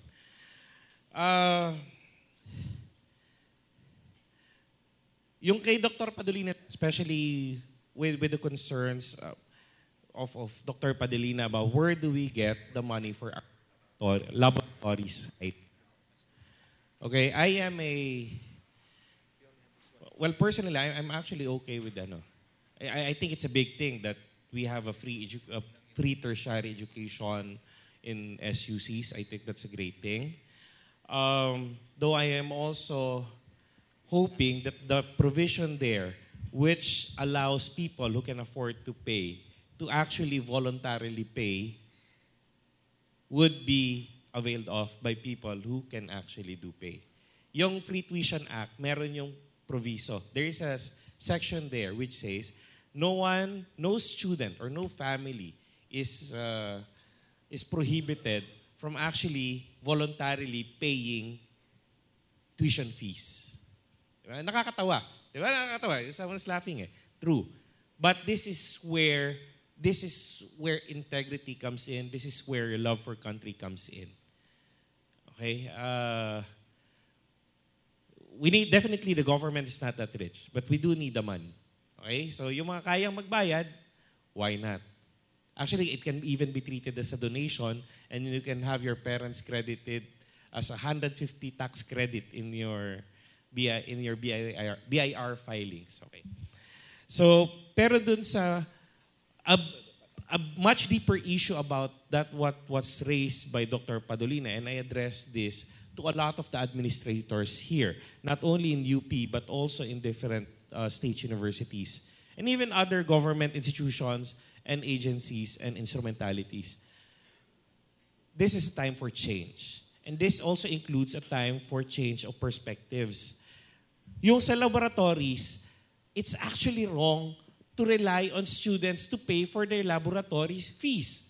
Why? Especially if the government is already saying, kami nasagot dyan, mag-focus kayo sa pag-aaral, sa pag-research. Kami na bahala dyan. And that is why we have administrators and managers. There are economic and education managers. Sila yung nagpapatakbo. Bakit mo napakadali kasi na pag may kailangan yung lab, sisingilin mo sa estudyante. Trabaho yan ng dean, trabaho yan ng direktor. Nagsasubmit sila, gumagawa sila ng budget. Yung budget na yun, meron sila dapat pag-iisip doon na ito yung kakailanganin naming supplies. Ito yung kakailanganin naming mga gadgets. Ito yung mga kailangan namin to advance. And they will include that in their budget proposal, which goes up the level, gets approved by the board for submission to the DBM for approval by Congress. Matrabaho yun. Pero yun ang tamang paraan. Ang pagkuha ng pondo galing sa estudyante, shortcut for me. Especially if you already have a system that allows them to focus on the research na lang. Siyempre, iba yung mayaman ka talaga. For example, I do hope Congressman Hofer would forgive me for naming her, but the family of Congresswoman Hofer, she is the chair of the Higher Education Committee in the House of Representatives. She sits as the regent from the House of Representatives. Because in the Board of Regents, we have a representative from the House. Pero, and this is from her, yung nephews and nieces niya, sinabihan na niya, you guys do not avail of the free tuition. You pay full. Because we are not poor. We can afford to pay in full. It is unfair. And that is something that each one of us should be doing. Tayo na mismo, sabi ko nga bakit natin naantayin pa na ganito, ganyan? Take the initiative. I think our family can afford this. I think our family we should be paying this, but we can only provide this, then do it. Okay? Pero, again, that's a different matter. Voluntary yan. Pero yung trabaho talaga, ngayon, ay nandun sa mga administrators natin, education administrators. So, yun lang yung we might digress in some of our perspective on that, but at least that is my perspective on that. And that is the perspective I bring when I sit in the Board of Regents when we meet and we discuss these things. We have a president who allowed this to happen. It is happening right now. It might not be sound for some. There might be some pitfalls and some loopholes. But this is an opportunity that must work. And this can only work if people really change their perspective and really take things seriously. Okay. Now, on the... I also agree. Right now, part of the change of perspective, yung lab, kasi ito hindi issue sa mga estudyante, you might not realize this. Yung mga professors yung nagtuturo sa laboratory, half credit lang din yan tama? Half credit lang yon. So yung isang oras mo sa classroom, pag laboratory, yung isang oras mo sa laboratory, credited lang yun na parang 30 minutes ka sa classroom. Ano lang yan? It's a very simplistic way of explaining it, but that's it. And I agree with him. That is something that must be corrected, and I will talk to him about this, and I will be bringing this to the attention of our Vice President for Academic Affairs. It will take a long time, I know. May proseso yan, may bureaucracia. But again, this is an example of how science advising happens in the Philippines. It doesn't happen, there's this body, someone sits down. It should already be part of the regular, normal discussion. And that is where you learn. You get an idea, you follow through. Now, yung sinabi ng abogado, may pera daw ako, wala po. Kailangan ko lang correct. In the same way na hindi siya epal, ako rin wala pera. Kasi ako, we do not get anything from UP. As a presidential appointee in the Board of Regents, we do not get any salary. We also do not have any per diem. So yung mga, unlike in other, we are the only university where the Board of Regents do not get anything. So ito ay abono. Okay? Iniwan na nga ako dahil sa trabahong to. Hugot, may hugot. Okay. There is, pero related to that, kasi nga, related to do sa title culture. The one reason why I became a lawyer was to tell lawyers that they're full of shit. Sorry, wala na namang matanda eh. So, lahat mukhang bata na. No, it's... Thank you, No, lawyers are full of shit. And they will only listen to that if you're from UP and you're better than them. That's why I made sure I'm better than them. Okay? And I would tell them, mas magaling ako sa'yo. At sinasabi ko, tangin ng mga abogado. Imagine, the problem with our country is that they think lawyers know everything. We have policies being made by lawyers. In a science issue, in a Dengvaksha issue, the word of a lawyer would actually be taken more credence than the words of those who are actually researching on it. That's just one example. Okay? In projects, in the creation of dams, in energy, the words of lawyers are law. We actually live, this is the best time and the best place to be lawyers in the Philippines. Dahil lahat na lang, abogado, wow, attorney. Kasi I don't really like the term attorney. Ginagamit ko lang yan pag gusto kong mangupal. Oh, yeah. Hindi, tuwag mo attorney. Eh ngayon may regent. So, pagka nangungupal ako sa UP, excuse me, regent ako. Ginamit ko lang yan sa, pag hindi ako pinapapasok sa gate. Tsaka sa parking, pag hindi ako pinapapark. Sorry, minsan may mga, I'm not perfect. Pero pang-abuso ko yan. Pagka ikaw, libre na nga, abunado na ako sa pagsisilbi dito, hindi mo pa ako pagpaparking ng libre. O hindi mo pa ako pagpaparking dun sa malapit. Okay. But that's the title culture that we have. And in doctors, yun yung kailangan titulado architect, engineer. And even in UP, this is related to the science the science advisor topic. Sino ang pinakamagagaling na, give me a name of one of the best researchers na kilala niyo ng taga-UP. Dr. Lagmay. Dr. Ben Vallejo. Sino pa? Dr. Cayetano. Ano pare-pareho sila? Lahat sila faculty. Sino sa kanila reps? Alam niyo yung reps? Research extension, research extension and program specialist? Research and extension. Puta. I'm sorry. I was a research associate for 6 years in UP. And we were treated really like shit. And we are supposed to be the pool of researchers within UP. We are treated as second-class citizens when we are with the faculty. There is not enough recognition given to researchers, even within the university. And that is very close to my heart because I've been through that. Dr. Berse has been through that. We know, magkatandem kami. Kami yung mga unang nag-access ng porn sites ng naunang Dilnet. No legal pa. Matagal na yan. So that was 1997. We even have a group. We were the original B2. B squared. Mga boy busters. Anyway, but going back to the topic, we do not give our researchers the recognition that they desire. And that's even within the university. Okay? Pansinin nyo, lahat nakikilala yung mga faculty. Pero yung mga researchers, yung mga reps, na sila talaga yung researchers din, hindi nakikilala. They are always under the shadow of the faculty. I'm gonna get a lot of feedback most probably from faculty because of this, but yeah. But that's something that I've raised. Even in the board, I've been raising that. We do not give our researchers, who are our scientists, enough recognition that's financially, in terms of reputation, even in terms of resources. Okay? Yeah, finally, sobra mahaba na, but finally, again, I go back. There is a growing awareness that you need information. If you're a policymaker, you need information. Hindi na nabobola yung mga tao if you want to come up with policies. Your policies must always be based on something. For example, we will do a random drug testing in UP Diliman because 60% of students here are drug addicts. No, it's a joke lang yun, eh? Pero I can make it appear that it's factual.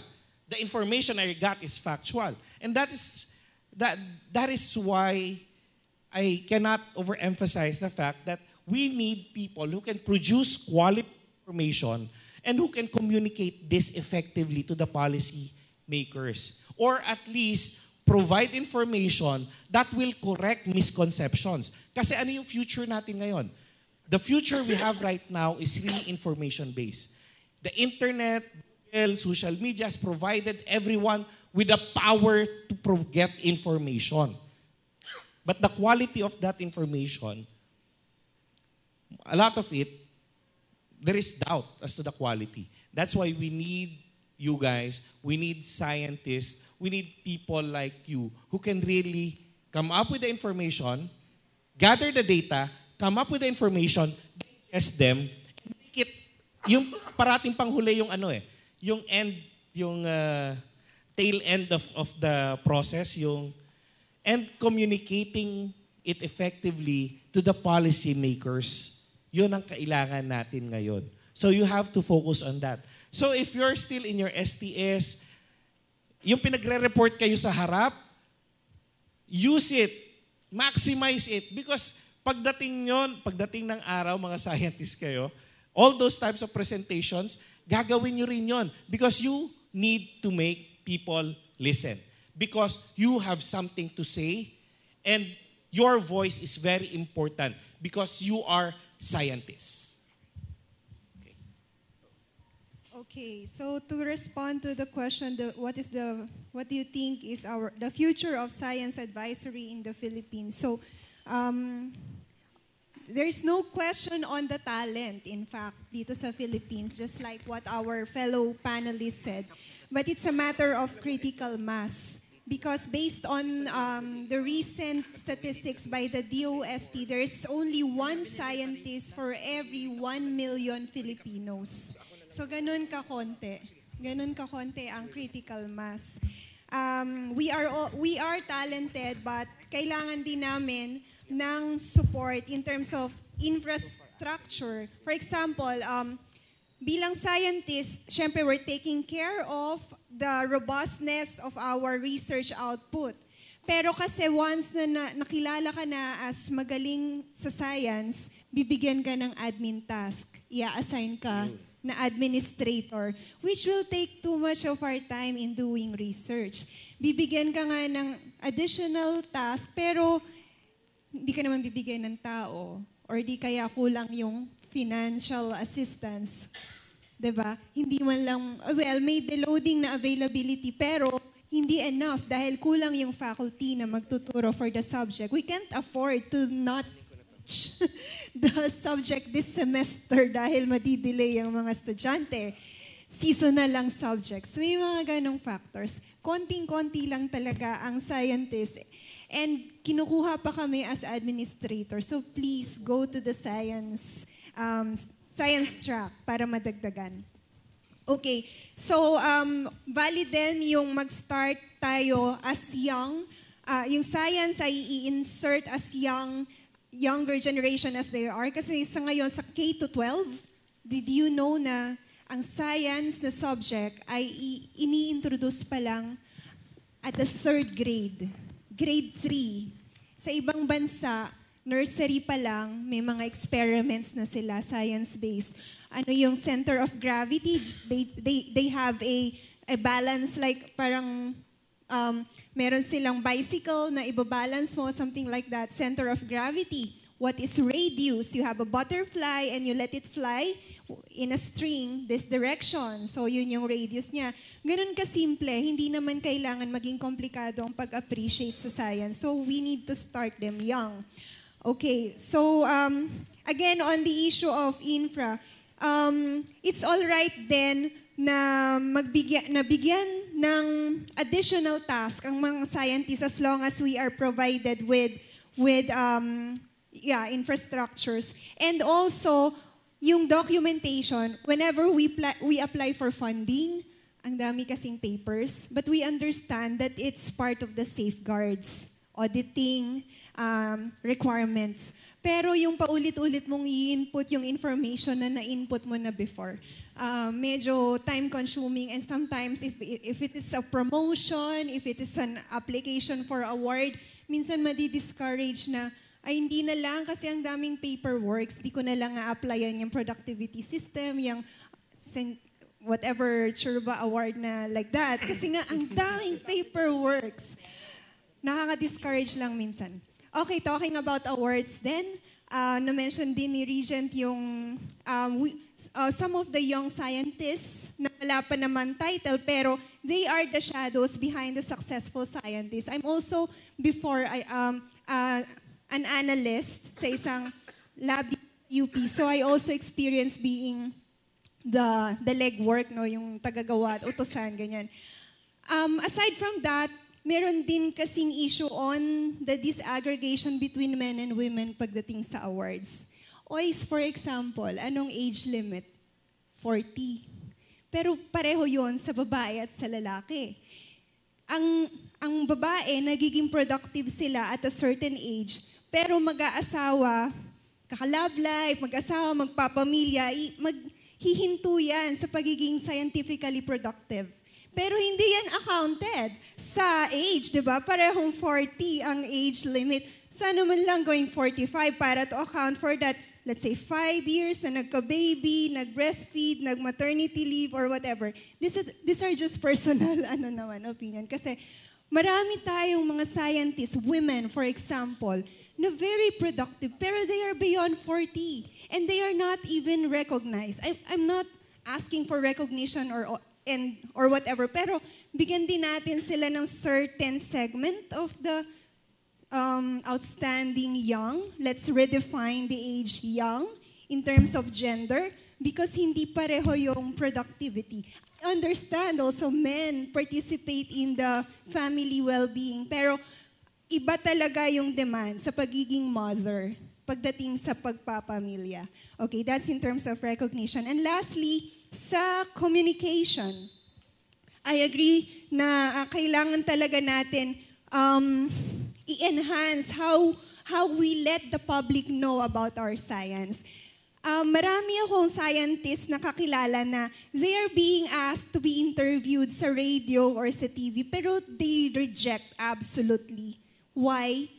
Kasi hindi pa publish yung results, hindi pa robust, hindi pa valid yung data na initial pa lang. And as a scientist, we all know that if we follow the scientific method, bakit ka magbibigay ng conclusion kung hindi ka pa naman sigurado na yun talaga yung magiging resulta ng experiment? So merong ganong factor. Well, maraming nakaka-apekto para hindi pa ma-publish ang work. Pero kasi, like, for me, I observe that policy sa amin, sa science namin, that kung hindi pa talaga published, ayoko pa sanang sabihin sa public yung resulta dahil it can turn out to be the opposite way or baka mali pa lang yung nakikita namin signal, hindi pa siya talaga conclusive na result. And malaki yung implication kasi kung ganon. Pero at least whenever a study has been published or is ready for public consumption, we scientists should do a narrative report aside from the technical report, an executive brief, yung maintindihan talaga madadigest in the jargons of the mayor, congressman, the economist, yung jargons nila. Siyempre, meron din dapat narrative na para sa general public. Like, I agree with the memes, with the hashtags, kasi yan na yung way ngayon para mapansin. Like, pwedeng comics or even a short, yung memes talaga, nakaka-attract na siya ngayon, even sa younger generation. And do not forget the policy brief. Kasi, and publish it online, especially kung valid na talaga and proven na this, wala naman magsasabi na this is proven to work. Pero at least you have a basis to say that the policy should include this and that based on our science. Publish it online because some folks of sa ating mga colleagues, they really do Google it sa internet, kagaya nga ng experience ni Regent Spocky. So, publish online, whatever can be publicly consumed and products of our science para mag-land siya sa mga naghahanap din ng information online. Thank you very much. Okay. This has been a very, very productive discussion. And I'll raise some of the key points, some of the points. First, our speakers have presented multiple perspectives on the issues raised, namely, is there science advisory for government in the Philippines? Second, what is the state of science advisory and its future? And on these three major questions alone, we've already come up with several highly detailed answers and coming from multiple perspectives. From Professor Padolina had to leave, but one of the most striking things he shared with us was the fact that there are structural issues at the highest policy-making levels that need to be addressed. There's the need for integration at multiple points here. And then one of the major points that was kept stressed by all our speakers is the need for a communication system or a better way of communicating science. And also the need for actually more people to be involved in science, which now raises some questions of the public image of science and the sciences and scientists. There are very few people who can communicate well and are able to use social media well. But it also brings us a question of how are this research interpreted? And perhaps one of the questions I was thinking of was, do scientists need interpreters? Someone who would be a bridge. That's probably a topic for another time about science communication. But that is a major issue as well. Then, with regards to national issues, when we're talking about the state of science advisory as well as the future of science advisory, one of the most important points made was that any form of development should also be informed thoroughly by science. And this brings us to the tension constantly between lawmakers and scientists, the people who know their facts and who have known and have done the research. Contrast this with the people who actually will write the words that turns these into law, as lawyers making the law, as was pointing out. And that in turn brings us to this bigger issue again of the public image of science in the Philippines. How much value do we place upon this? Can science be seen as a lucrative career? Or is it something that you would be stopping short of the vow of poverty and becoming a monk? And then, the vow of poverty. Involuntary pa yata yun, knowing where we work.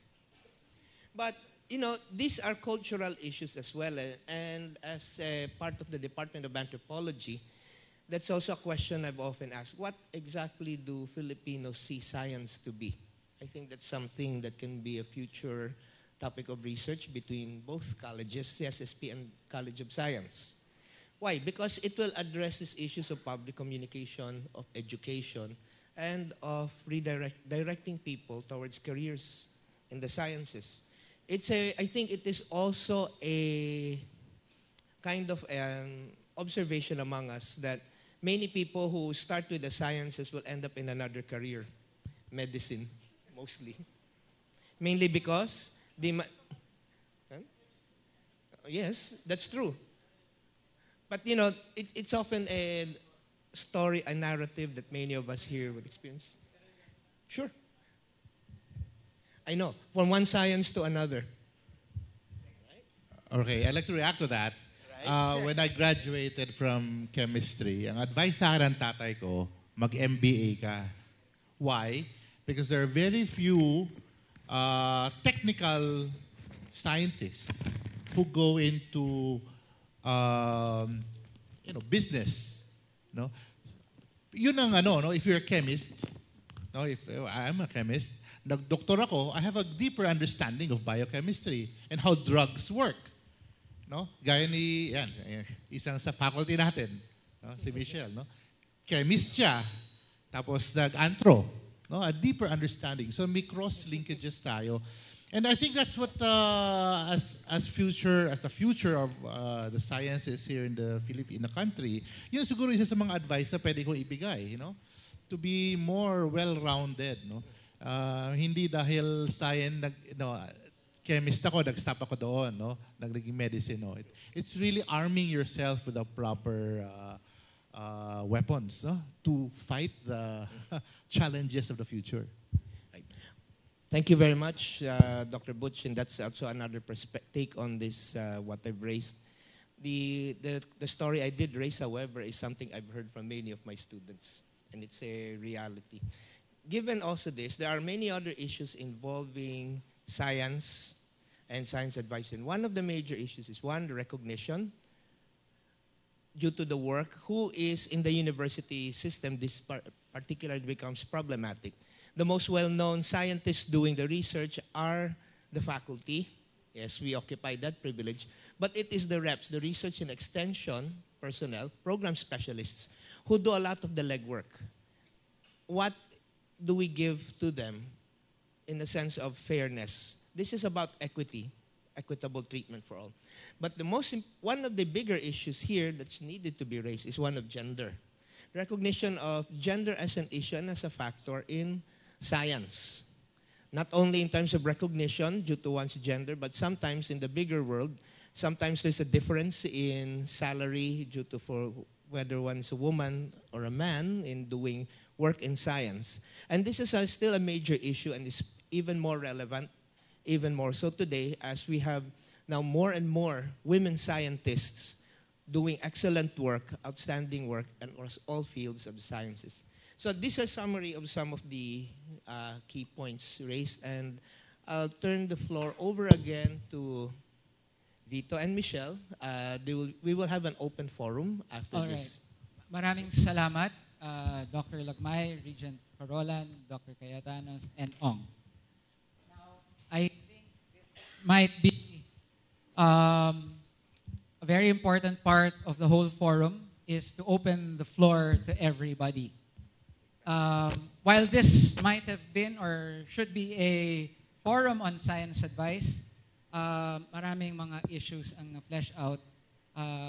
Baka the bigger problem might not be science advice, baka the community of science has a lot of issues to resolve in itself. And seeing that we have a lot of future scientists, engineers here too, let's hear it from you. Okay, so Meron po bang gustong para sa magtanong? mga interesado magtanong, so magpakilala tayo, tsaka kung taga saang institution or college tayo, at dapat ang tanong ay concise and direct to the point. So, sinong gustong unang magtanong? Ay. Oh, huwag kayo mahihiya. Tayo-tayo Yung lang nasa naman klase dito. ko, magtanong kayo.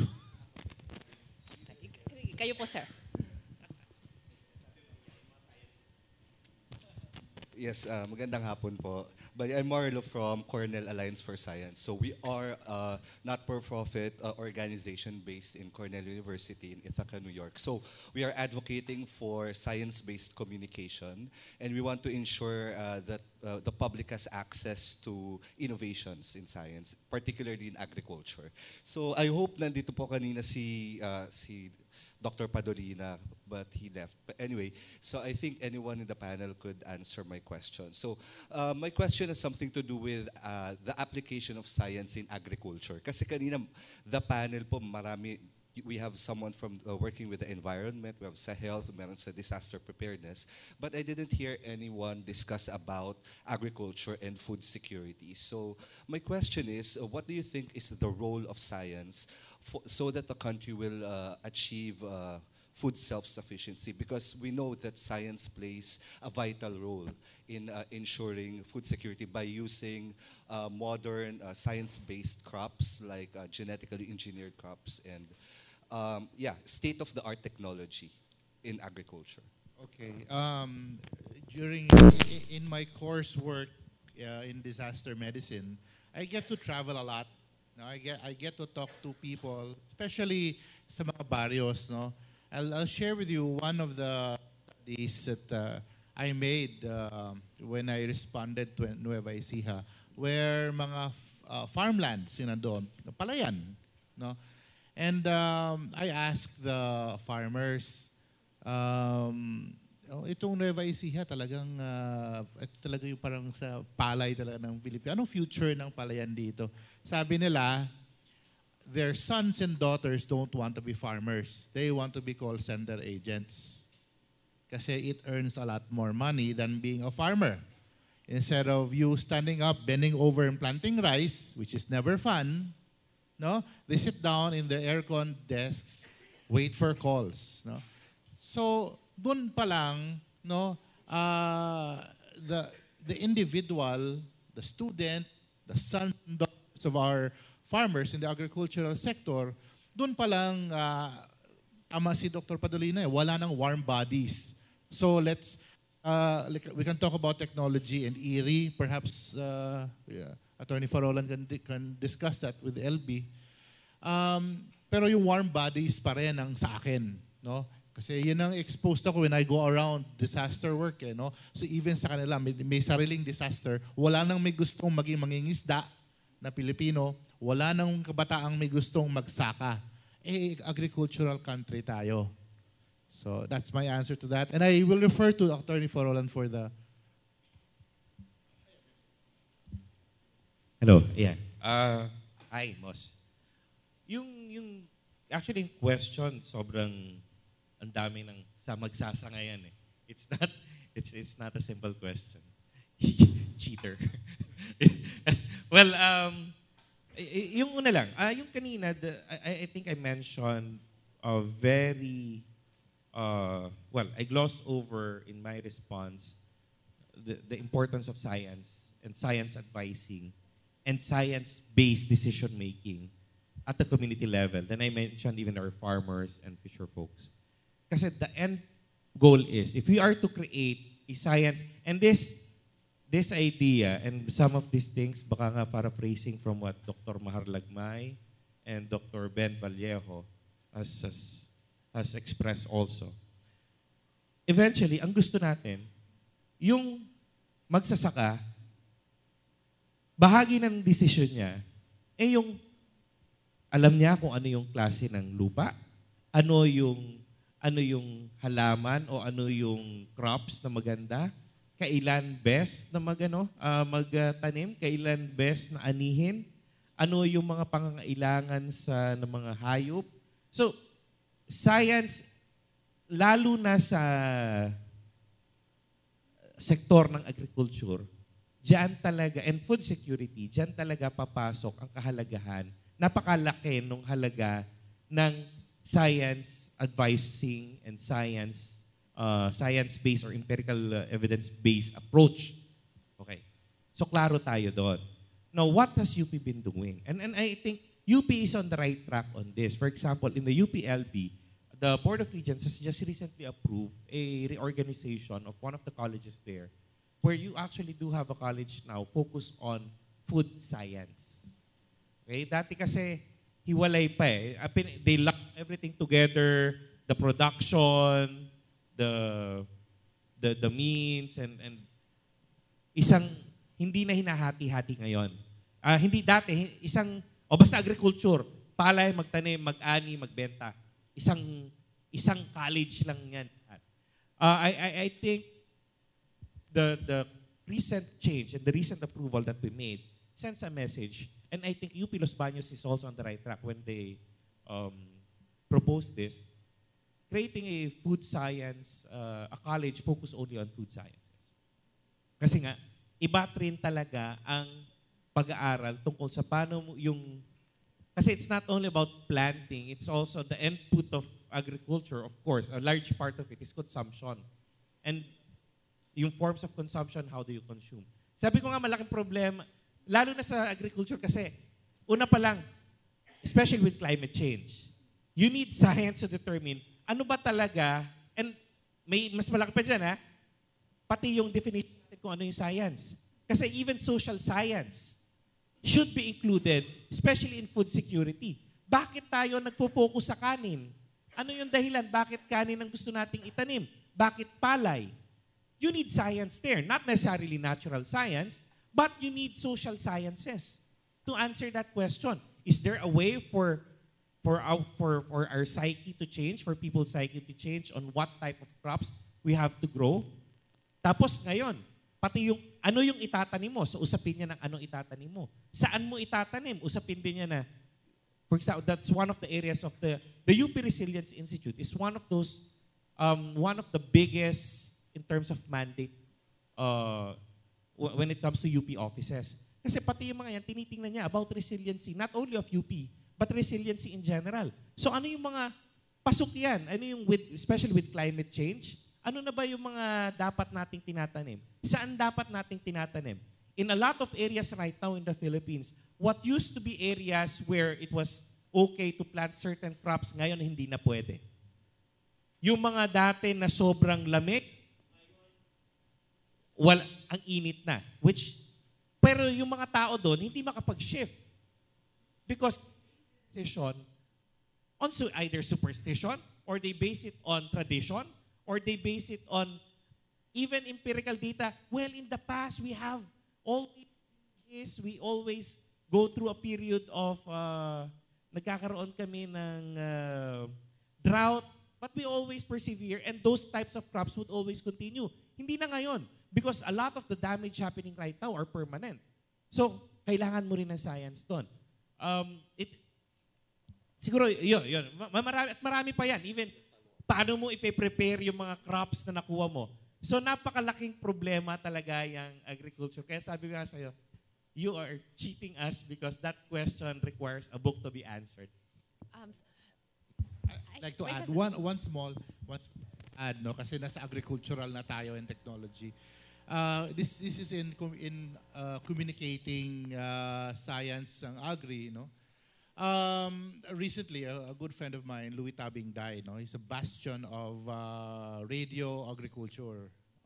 So, community radio. Doon, ina-announce niya yung pinaka-latest na pataba, latest na issue on climate change, anong effect niyan sa mga ano nyo, no? Louis Tabing.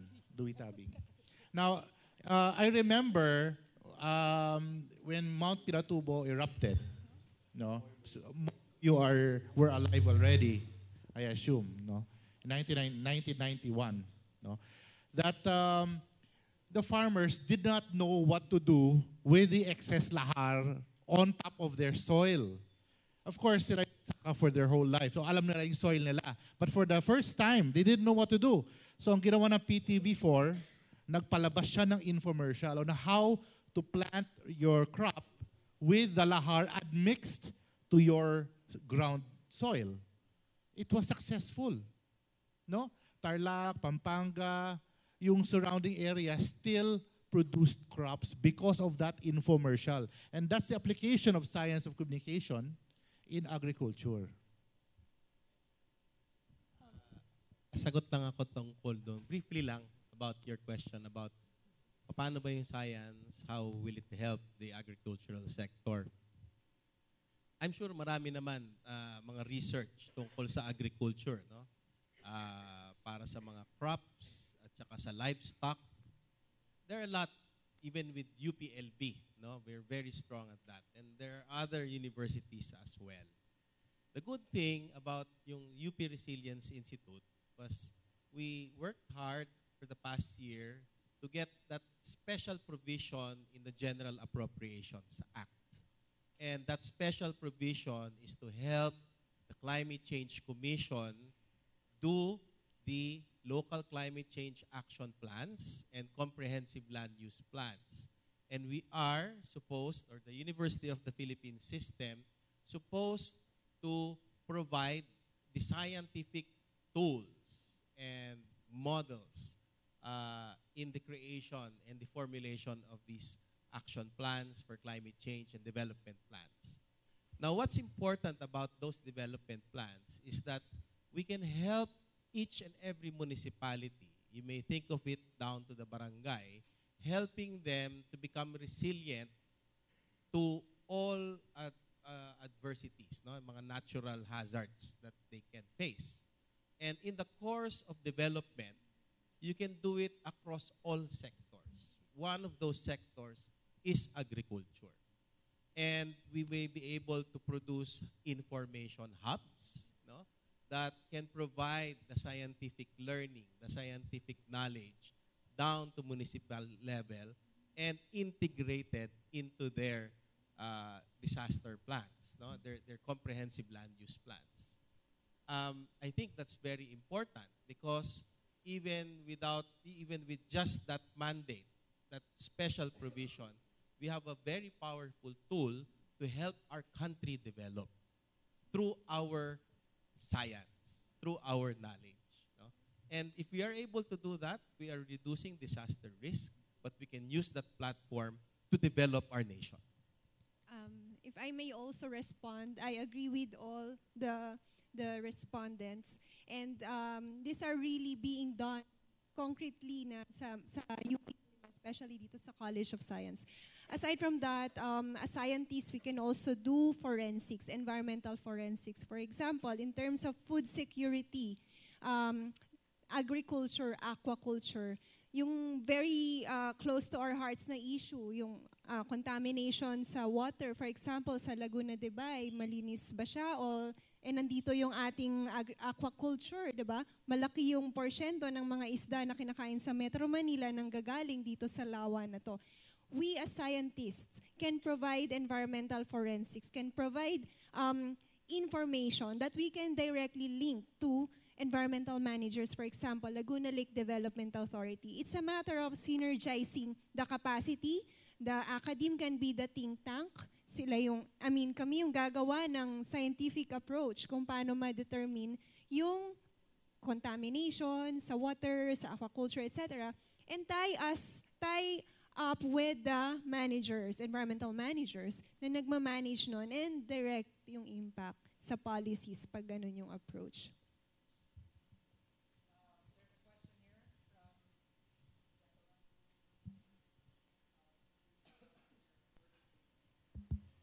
Hello, good afternoon. I'm Narod Eco from Master Student sa Geology.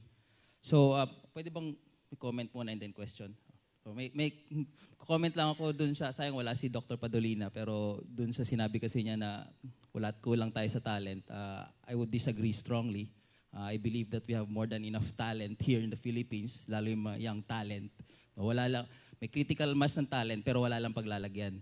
Kasi una-una, kulang sa trabaho, sa academe, Hindi lang sa UP kundi sa SUCs, no. Tapos pangalawa, yung available na trabaho na yon hindi pa quality.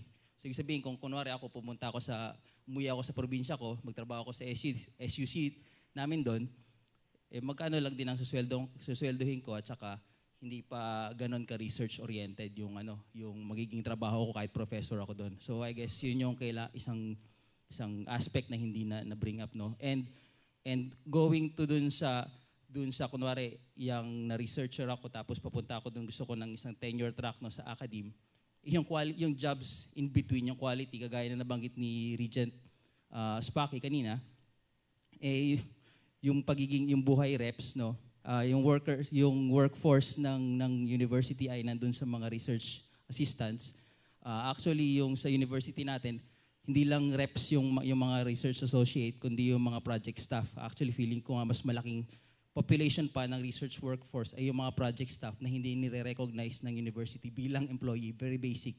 So, I think kailangan nating i-address yun at i-rectify yung isang malaking issue na yun, no? Basic recognition lang bilang employee, and then papasok na doon yung mga benefits and recognition and etc. So yun lang yung comment ko. And then yung question ko na address sa mga panelists, ano po ba yung experience niyo bilang scientist, no? Kasi alam ko iba-iba yung fields ninyo. So relating dun sa topic natin in advising the government. So I'm assuming na meron kayong experience with dealing with yung mga science agencies natin. So for example, kay Dr. DOH, kay Dr. Cayetano sa DNR, tama?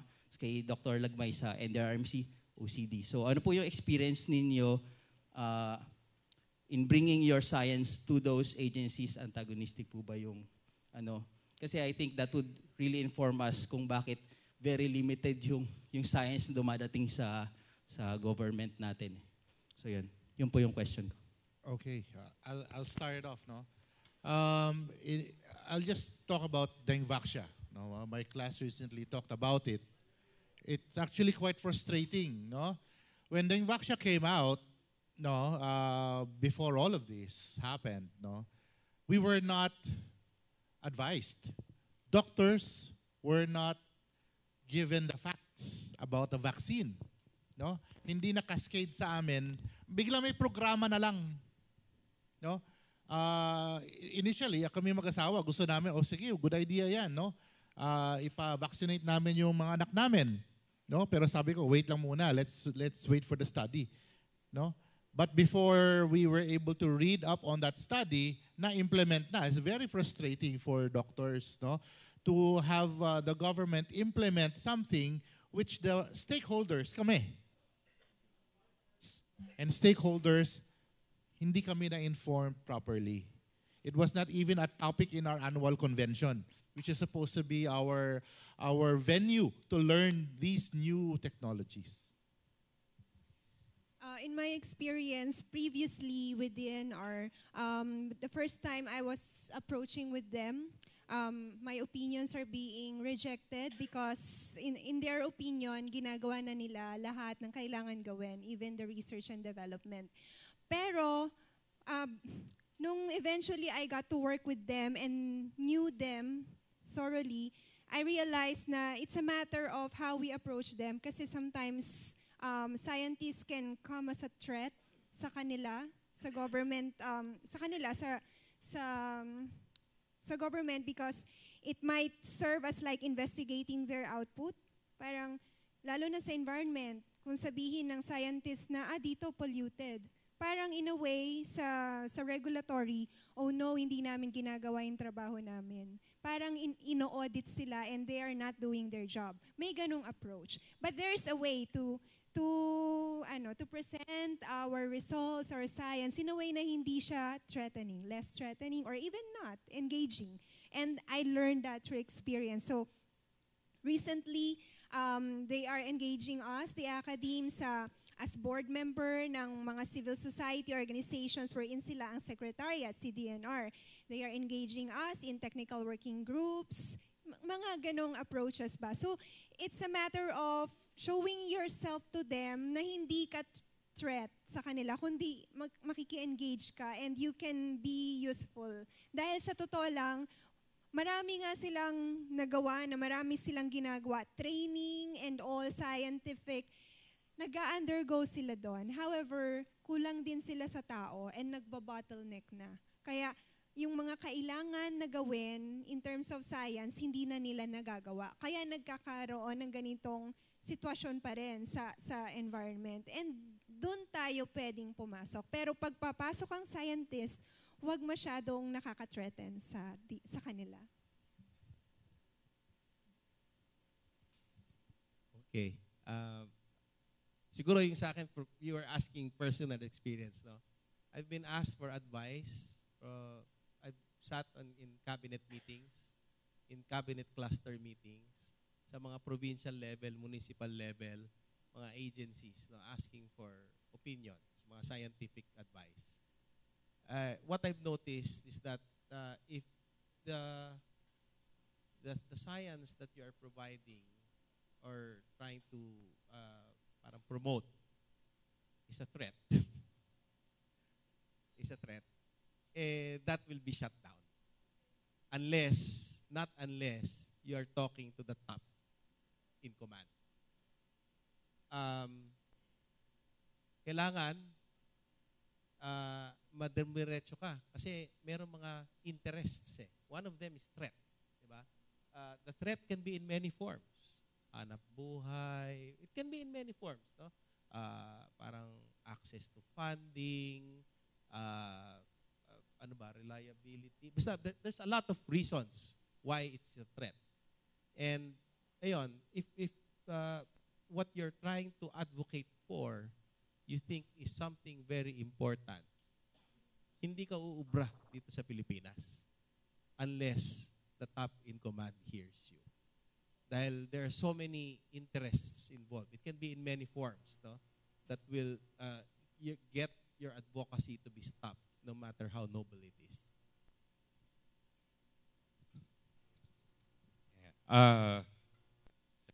Doktor. Hanggang masters lang ako, tsaka abogado. But I do consider myself as a social scientist. Pero doon tayo sa issue nung sa contractuals, non-UP contractuals, since it's something very close to me and I'm here sa region of UP. We are actually doing a lot of things where it's a matter close to my heart. I've seen it, yung mga non-UP contractual, na there is no employer-employee relationship between UP and you. Believe me, I almost did not finish law school because of that, because I was enjoying a 9-unit privilege. I was always banking on a 9-unit free privilege pagka ikaw ay contractual ng UP employee ka. Then suddenly, 2 weeks before our enrollment sa law school, biglang nagsabi yung HRDO nun, yung mga non-UP contractuals, hindi dapat nakikinabang yan nung 9 units na libre. Suddenly, I had no money to pay for my tuition because, pero dati ano lang yan, 300 per unit. I'm sorry, 300 per unit. Law school nun. Ang sweldo ko nun, 11,000. SG12, URA. University Research Associate, 2 yata. Anyway. So ngayon, ang ginagawa na natin, that's why there's a push now for all UP, where we're making UP units are being required to submit to fill up all their items. Lahat ng items na bakante, pinapafill up na para yung hindi talaga mafe-fill up at hindi na kailangan, pwede nating ibalik sa DBM and we will negotiate that we have a restructuring of the items, of the plantilla items in UP para mas mapataasan. Yung mga pwede nating i-absorb project employees, we would be absorbing them as much as we can.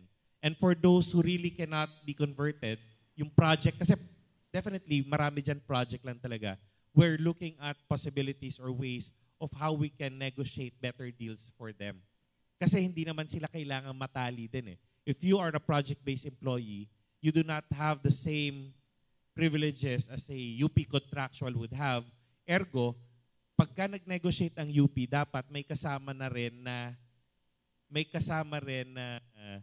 na recognition that you should be receiving more. for example, SSS coverage, isama na yan. Kung kaya nang isama sa kontrata. At least, in that way, we can help even our non-UP contractuals. Yung sa issue naman ng how to dealing with science agencies, the natural science agencies, and policy makers. I have the privilege na nandun ako sa giving the advice and kami yung binibigyan ng advice. Ito lang ang parati ko napapansin. One, a lot of government science agencies right now have become used to not to being ignored or to being just swept under the rug. Marami na sa kanila na sayang na ganon, nabibigla sila at hindi sila ready to give science advice. And that's something sad. Kasi nung kami, of course, I would always call them up. Yung experience mo na, we were writing a law on, a bill on, I was working with Pag-asa, DOST on this. Pati yung isang party list, I think Agham. We were working on this, pero kay Miro, under Miro Kimbo na to. I was his chief of staff also. Sabi ko, we needed information regarding, we want to increase the penalty for those who would tamper with climate change, equipment, monitoring equipment, the RRM equipment. Sabi ko, ayoko namang galing sa wala lang. I have pride. Honor, excellence, it comes to your work. Parang hindi ko matanggap na huhugot lang ako sa hangin. Sabi ko, I'll call up the DOST. I'll call up Pag-asa. Pag tumawag ka, you look at the directory. There's not even an office that would cater to you. So isa-isa mong tatawagan yan. Tapos, pag tuturo-turuan ka pa niyan, ay ganito po, ganito po, ganito po. Eventually, aabot yan, ay sumulat na lang po kayo kay director o kay secretary, mag-formal request na lang po kayo. So it's not that easy also. Not because they don't want to, but because they have been used to being ignored and not being used, that they cannot respond properly as well. So wag kayong mauubusan ng pasensya sa kanila. Okay. On the other hand, may isang masama din. Kasi I was a policy, sabi nga sa'yo, medyo, I am an asshole. If I'm objective-driven ako eh. I'm one of those people, I'm Machiavellian, call it what you want, but when something needs to be done, they call me. I am that type of person. If, for example, we are supporting a project, ito na-experience ko na. And the science agent will say, hindi ho, baka ho mas maganda ito. They actually said that. Pero sa akin kasi, I want that project done. I think this is more politically palatable for the constituent. Kasi mas makikita and all. This is not under Miro, but a different. Sabi ko, baka naman ho pwede nyong, ano ba pwede nating gawin para mas palatable yan? And because there is also a weakness in they think that they are weak, they will fall. Policymakers can make our scientists fall. So do not fold. You will not be doing anyone a favor if you fold up. Pag sinabi nyong mali, based on your science, sabihin nyo, based on my science, hindi pwede yan. Because if you give in, a lot of people would get into trouble, real trouble. Okay? Being a scientist yan. Of course, there are other factors to be considered. Sabi nga, the sociology, the communities, politics, people's acceptance, those are real factors to be considered. Pero you have to stand firm on your ground. Let the politicians do the politicking, but the scientists must be able to do the science and provide the science. So yun lang siguro yun yung experience ko with science agencies, both as a provider of advice and as a receiver of advice. Isasama ko na rin dito. Isang policy namin ngayon sa board, actually kay PDLC, kay President Danny L. Concepcion. Ang parating nga namin sinasabi, and this is also what I repeat always to pag may mga lumalapit na mga chancellors or deans from other units. Kasi we cover everything. All 8 constituent universities of UP. Parang namin sinasabi, we will provide you with the vision or strategic direction. Pero, that's it eh. Yung talagang nag-iisip, yung talagang nakakaalam kung anong kailangan at anong direksyon ng kurso nyo o nung field nyo, kayo. Kung ano yung kailangan nyo, kayo nakakaalam yan. Tell us what you need. If it's a good idea, leave the money to us. Huwag niyong problemahin ng pera. Pag maganda yan, hanapan natin ng pera. So that's a current policy of the current Board of Regents and the current administration also of President Danny Concepcion. So that's an FYI thing. Thank you very much, Regent Farolan. We still have time for 2 questions. And on that, I believe this lady would like to ask a question. Ay, hello po. I am Phoebe Salvador, journalism student po from the College of Mass Communication. So yun, actually I'm working on an article about Dengvaxia and the public accountability and transparency on public health in general. So yun, kasi diba nabanggit po natin yung halaga ng science communicators and all. So yun po, naniniwala tayo na for the public to be knowledgeable and critical, mahalaga po yung transparency and access to information. Nasabi niyo na rin po yun. So ang tanong ko po ay ito, and gusto ko lang po malaman yung stand ninyo. Naging accountable and transparent po ba sa public ang government, particularly ang DOH, sa lahat ng aspeto ng planning and implementation ng program, ng Dengvaxia program? And kung no po, saang aspeto po nagkulang? And I wait lang po pala. And meron po akong follow-up after po ninyo sumagot. Yan po.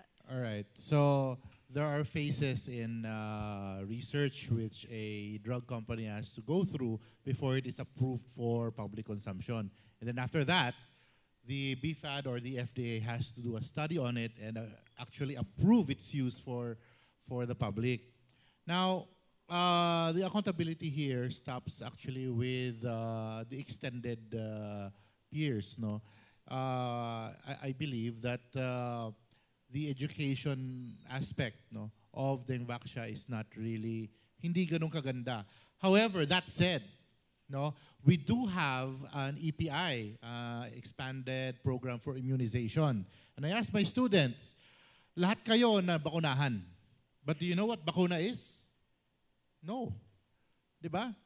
Lahat kayo nabigyan ng measles vaccine. But do you know what the effect of measles on you are? I don't think so. Diba? So, but all of you have had dengue.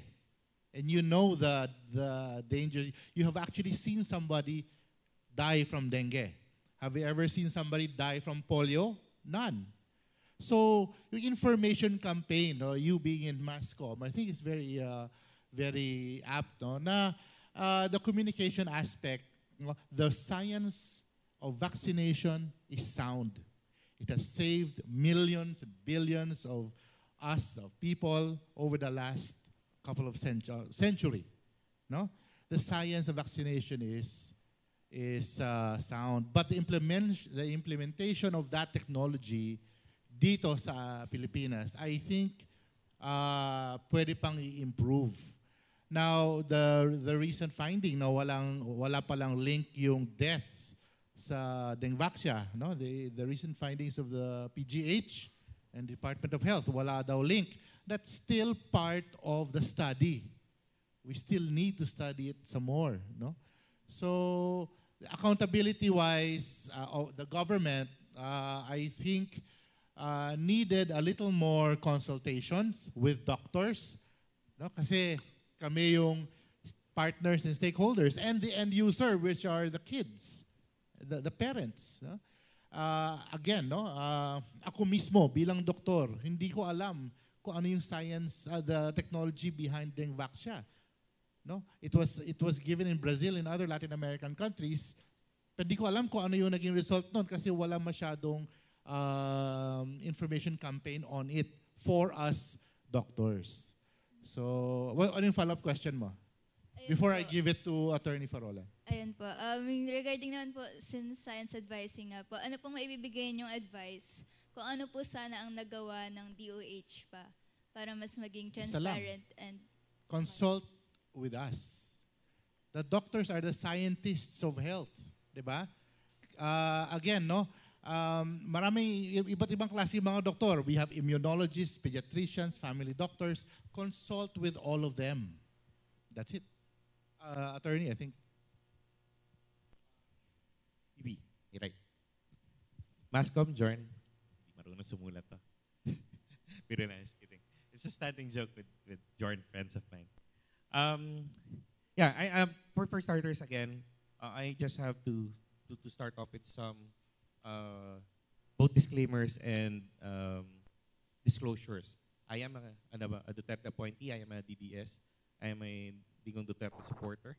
I am even part of that group of people they call the Trolerati. There are some pictures of me that came out with a lot of the social media personalities are pro Duterte with all the evil and all the misrepresentations that they made.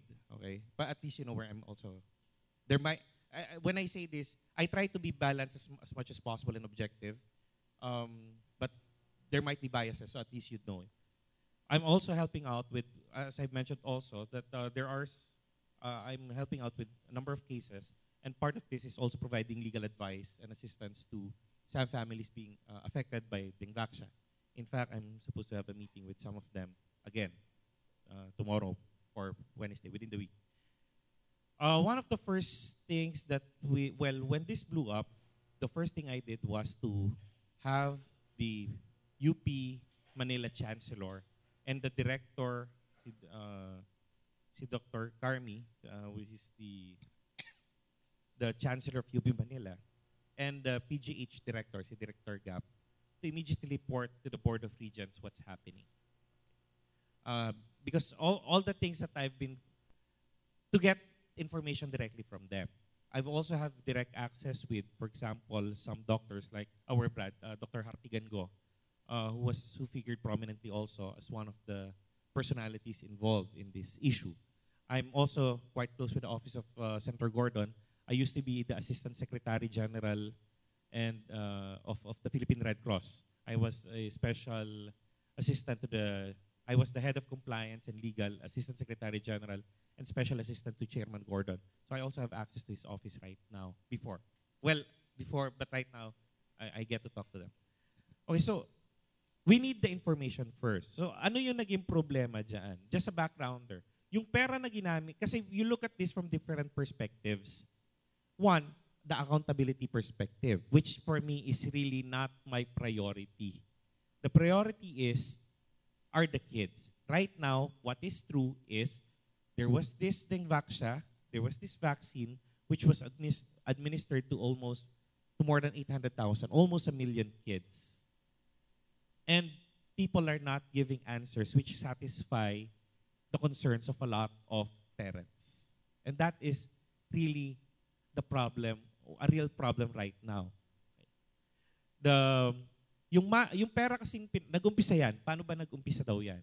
Ang sabi sa amin, ng one of the resource persons, yung pera dyan nanggaling sa savings, there was a reorganization, re-engineering plan for the bureaucracy.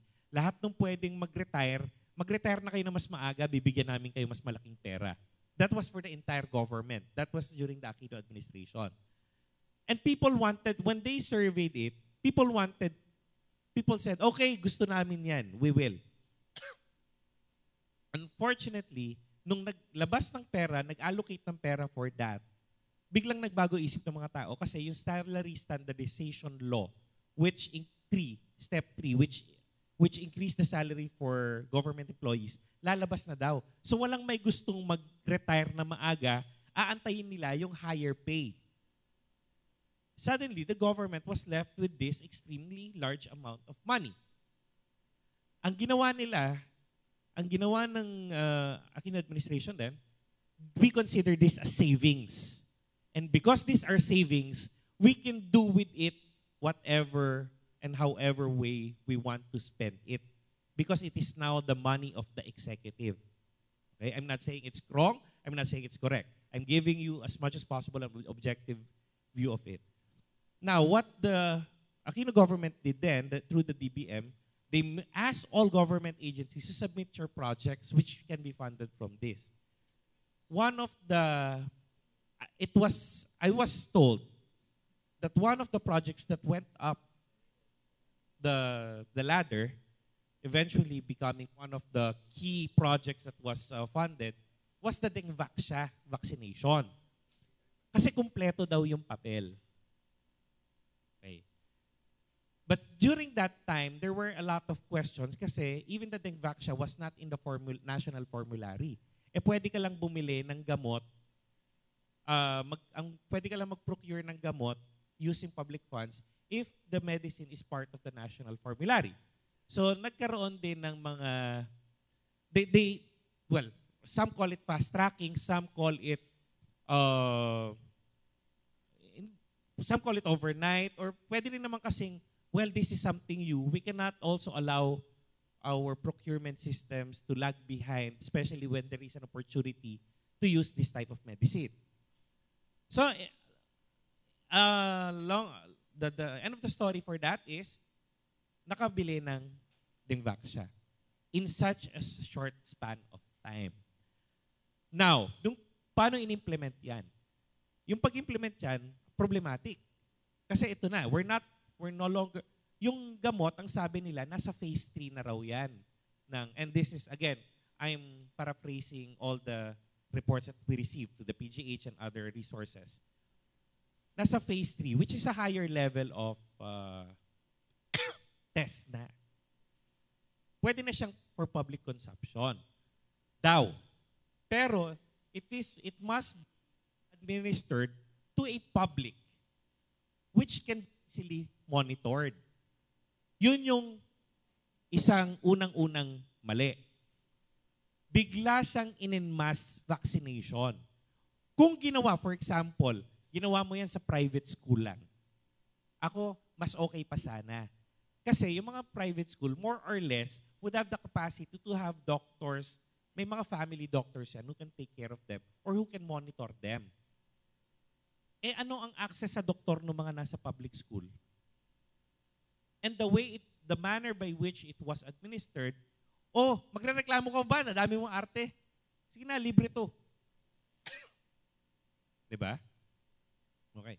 Marami rin akong kaibigan, mga abogado rin, mga anak nila, pinabakunahan nila. One of our regents, si Regent Gigi, I'm sorry, but I have to say, para lang to. Yung isang anak niya na may mga anak siya na nagpa-Dingvac siya rin. So this is a really, an issue really close to his heart also. Pero siya, St. Luke's, nagpaano sila talaga, nagpa-iniction talaga.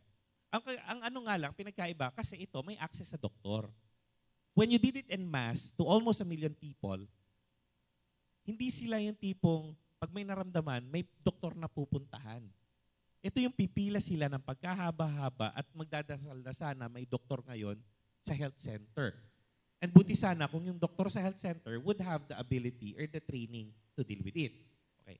So yun yung naging, ang problema, ang lumabas na mas malaking problema, when the issue blew up, strategic ang Sanofi when it came out with the report. It came out the report because it wants to avoid being sued because it did not divulge the truth or it hid the truth. Mga 2 minutes. I'll finish this in 2 minutes. Yun yung, lahat yan may, pinagplanuhan lahat yan yung ginagawa ng Sanofi. Hindi dahil concerned sila. May mga legal implications kasi. Okay. Ang problema, at saka wag lang Sanofi ang nag-distribute dito yata Swellig, I think.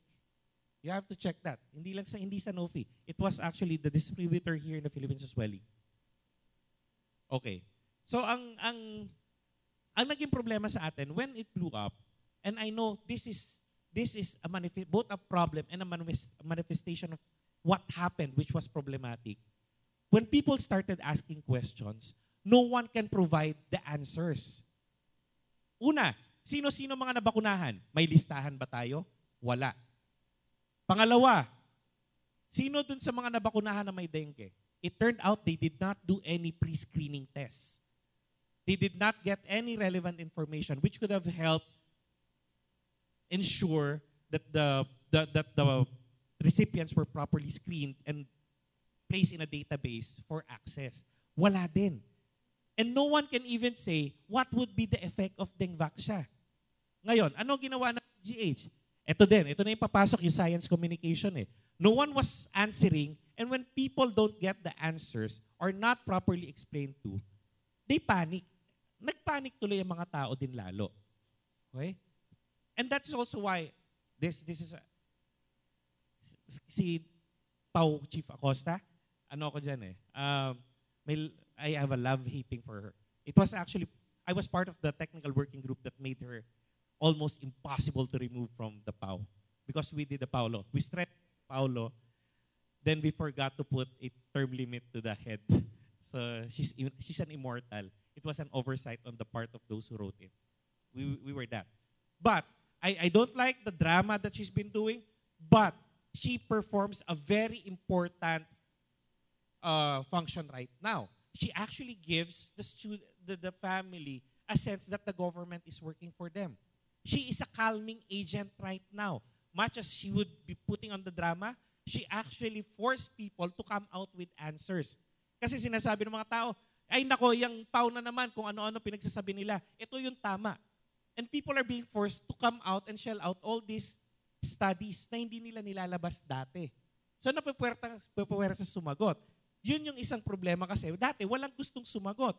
Now, PGH, kaya rin namin pinatawag kasi sinabi ko kay Director Gap, Director, hindi pwedeng ganito. Tumutulong na tayo pa yung namumura. Yun yung pinakamasamang uri ng tulong. Kasi the way you send out the message, for example, a message ka agad, PGH says, the deaths were not linked to Dengvaxia. As far as I know, there was nothing in the report which said that. Ang sinabi lang nila, it is not conclusive. Ang ginawa lang nila, clinical test eh. Kaya ang sinasabi nila, baka kailangang ipa-autopsy. Because they did not do the autopsy. But when people start talking and saying that they know better, or they refuse to release information which could help the public, and there is no agent or there is no one filtering or digesting it to communicate the information to the public, I think that's one of the biggest problems. The media actually, right now, I don't know, some actually help, some just add to the problem. Marami pa yan. Isang buong session, pwede yan, but I'll end with that. Sorry. Thank you very much, Regent Farolan. Ngayon, wala na tayong, in fact, oras. Pero I want to invite everyone to stay for the closing ceremonies of this program. But continue to invite people to send in questions via the Facebook account of the Science and Society Program of UP. Madali lang siya. Type in nyo sa search ng Facebook, makikita nyo, tapon nyo yung mga tanong ninyo. I'm sure ang dami. Alam ko dito, marami yung mga estudyante ng STS, nakikita nyo kung gaano ka-exciting siya. I'm sure marami pang mga tanong. So, yes, continue to send in your questions via the SSB Facebook account. We will send them to our very distinguished panelists. Thank you so much, Dr. Ong, Dr. Cayetano, Attorney Farolan, and Dr. Maharlagmay. On that note, I am not the one to close, but I invite our beloved coordinator for the Science and Society Program, Dr. Ben Vallejo. Sir, please. Well, thank you, Vito, and I hope hindi ako maging immortal sa SSP as the coordinator. Anyway, magpa-plug lang ako kasi I'm a member of the International Network for Government Science Advice. I'm actually a trained government science advisor. And sa science advisory, you can take different tracks. Pwedeng directly linking with the bureaucracy or managing a science bureaucracy or going on to science diplomacy. Ang pinipili kong track is science diplomacy, which is fostering international science cooperation while meeting our national science objectives. Ngayon, the International Network for Government Science Advice, baka gusto niyong karirin ito. Sabi nga ni Dr. Padulina kanina, Professor Padulina ng NAST, kulang tayo ng warm bodies. I think he was referring also to the advisory role of scientists. No? One thing na pwede nyo i-consider is to make this a career track. Actually, pinopromote ng INGSA yan na maging career track siya. A science PhD can consider that as a career track just like anyone finishing a profession. Kasi a science PhD need not be completely locked into academic research. Kasi minsan you may think of a career shift, di ba? Or you're more interested in doing science advice. So may science communication aspect din yun. So INGSA has several trainings and fellowships. Kung interested kayo, especially people in the graduate program, in the PhD level, may mga postdoctoral work sa government science advice. And that would be your research and professional track in science. Okay, so may mga ganyan. Last time I called out for nominations. Wala yatang nag-dare. But there are 2 slots this year, and they were given to other ASEAN scientists. No?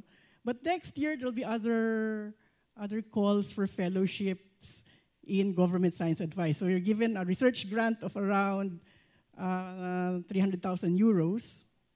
Then you write a policy research and recommendation, which is focused on your country.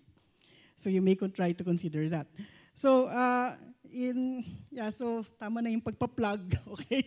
So I'd like to thank our guests, dear good friends of ours in the Science and Society program. Dr. Padulida is a great supporter of our initiatives here, and Dr. Mahar Lagmay, okay? So I'd like to present an art token.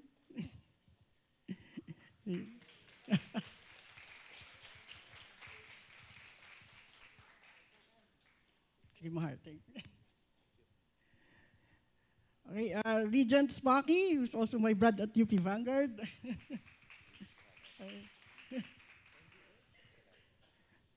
Dr. Mylene Cayetano, our tireless worker for air pollution, mitigation, and policy. And also a colleague from my home institute at the IESM. Eventually, babalik din ako doon. And Dr. Butch Ong, from ours, and also with the Philippine Coast Guard Auxiliary. So with that, I'd like to close the program. But before that, we have to sing our national anthem. Well, university hymn, UP Nating Mahal. So please rise.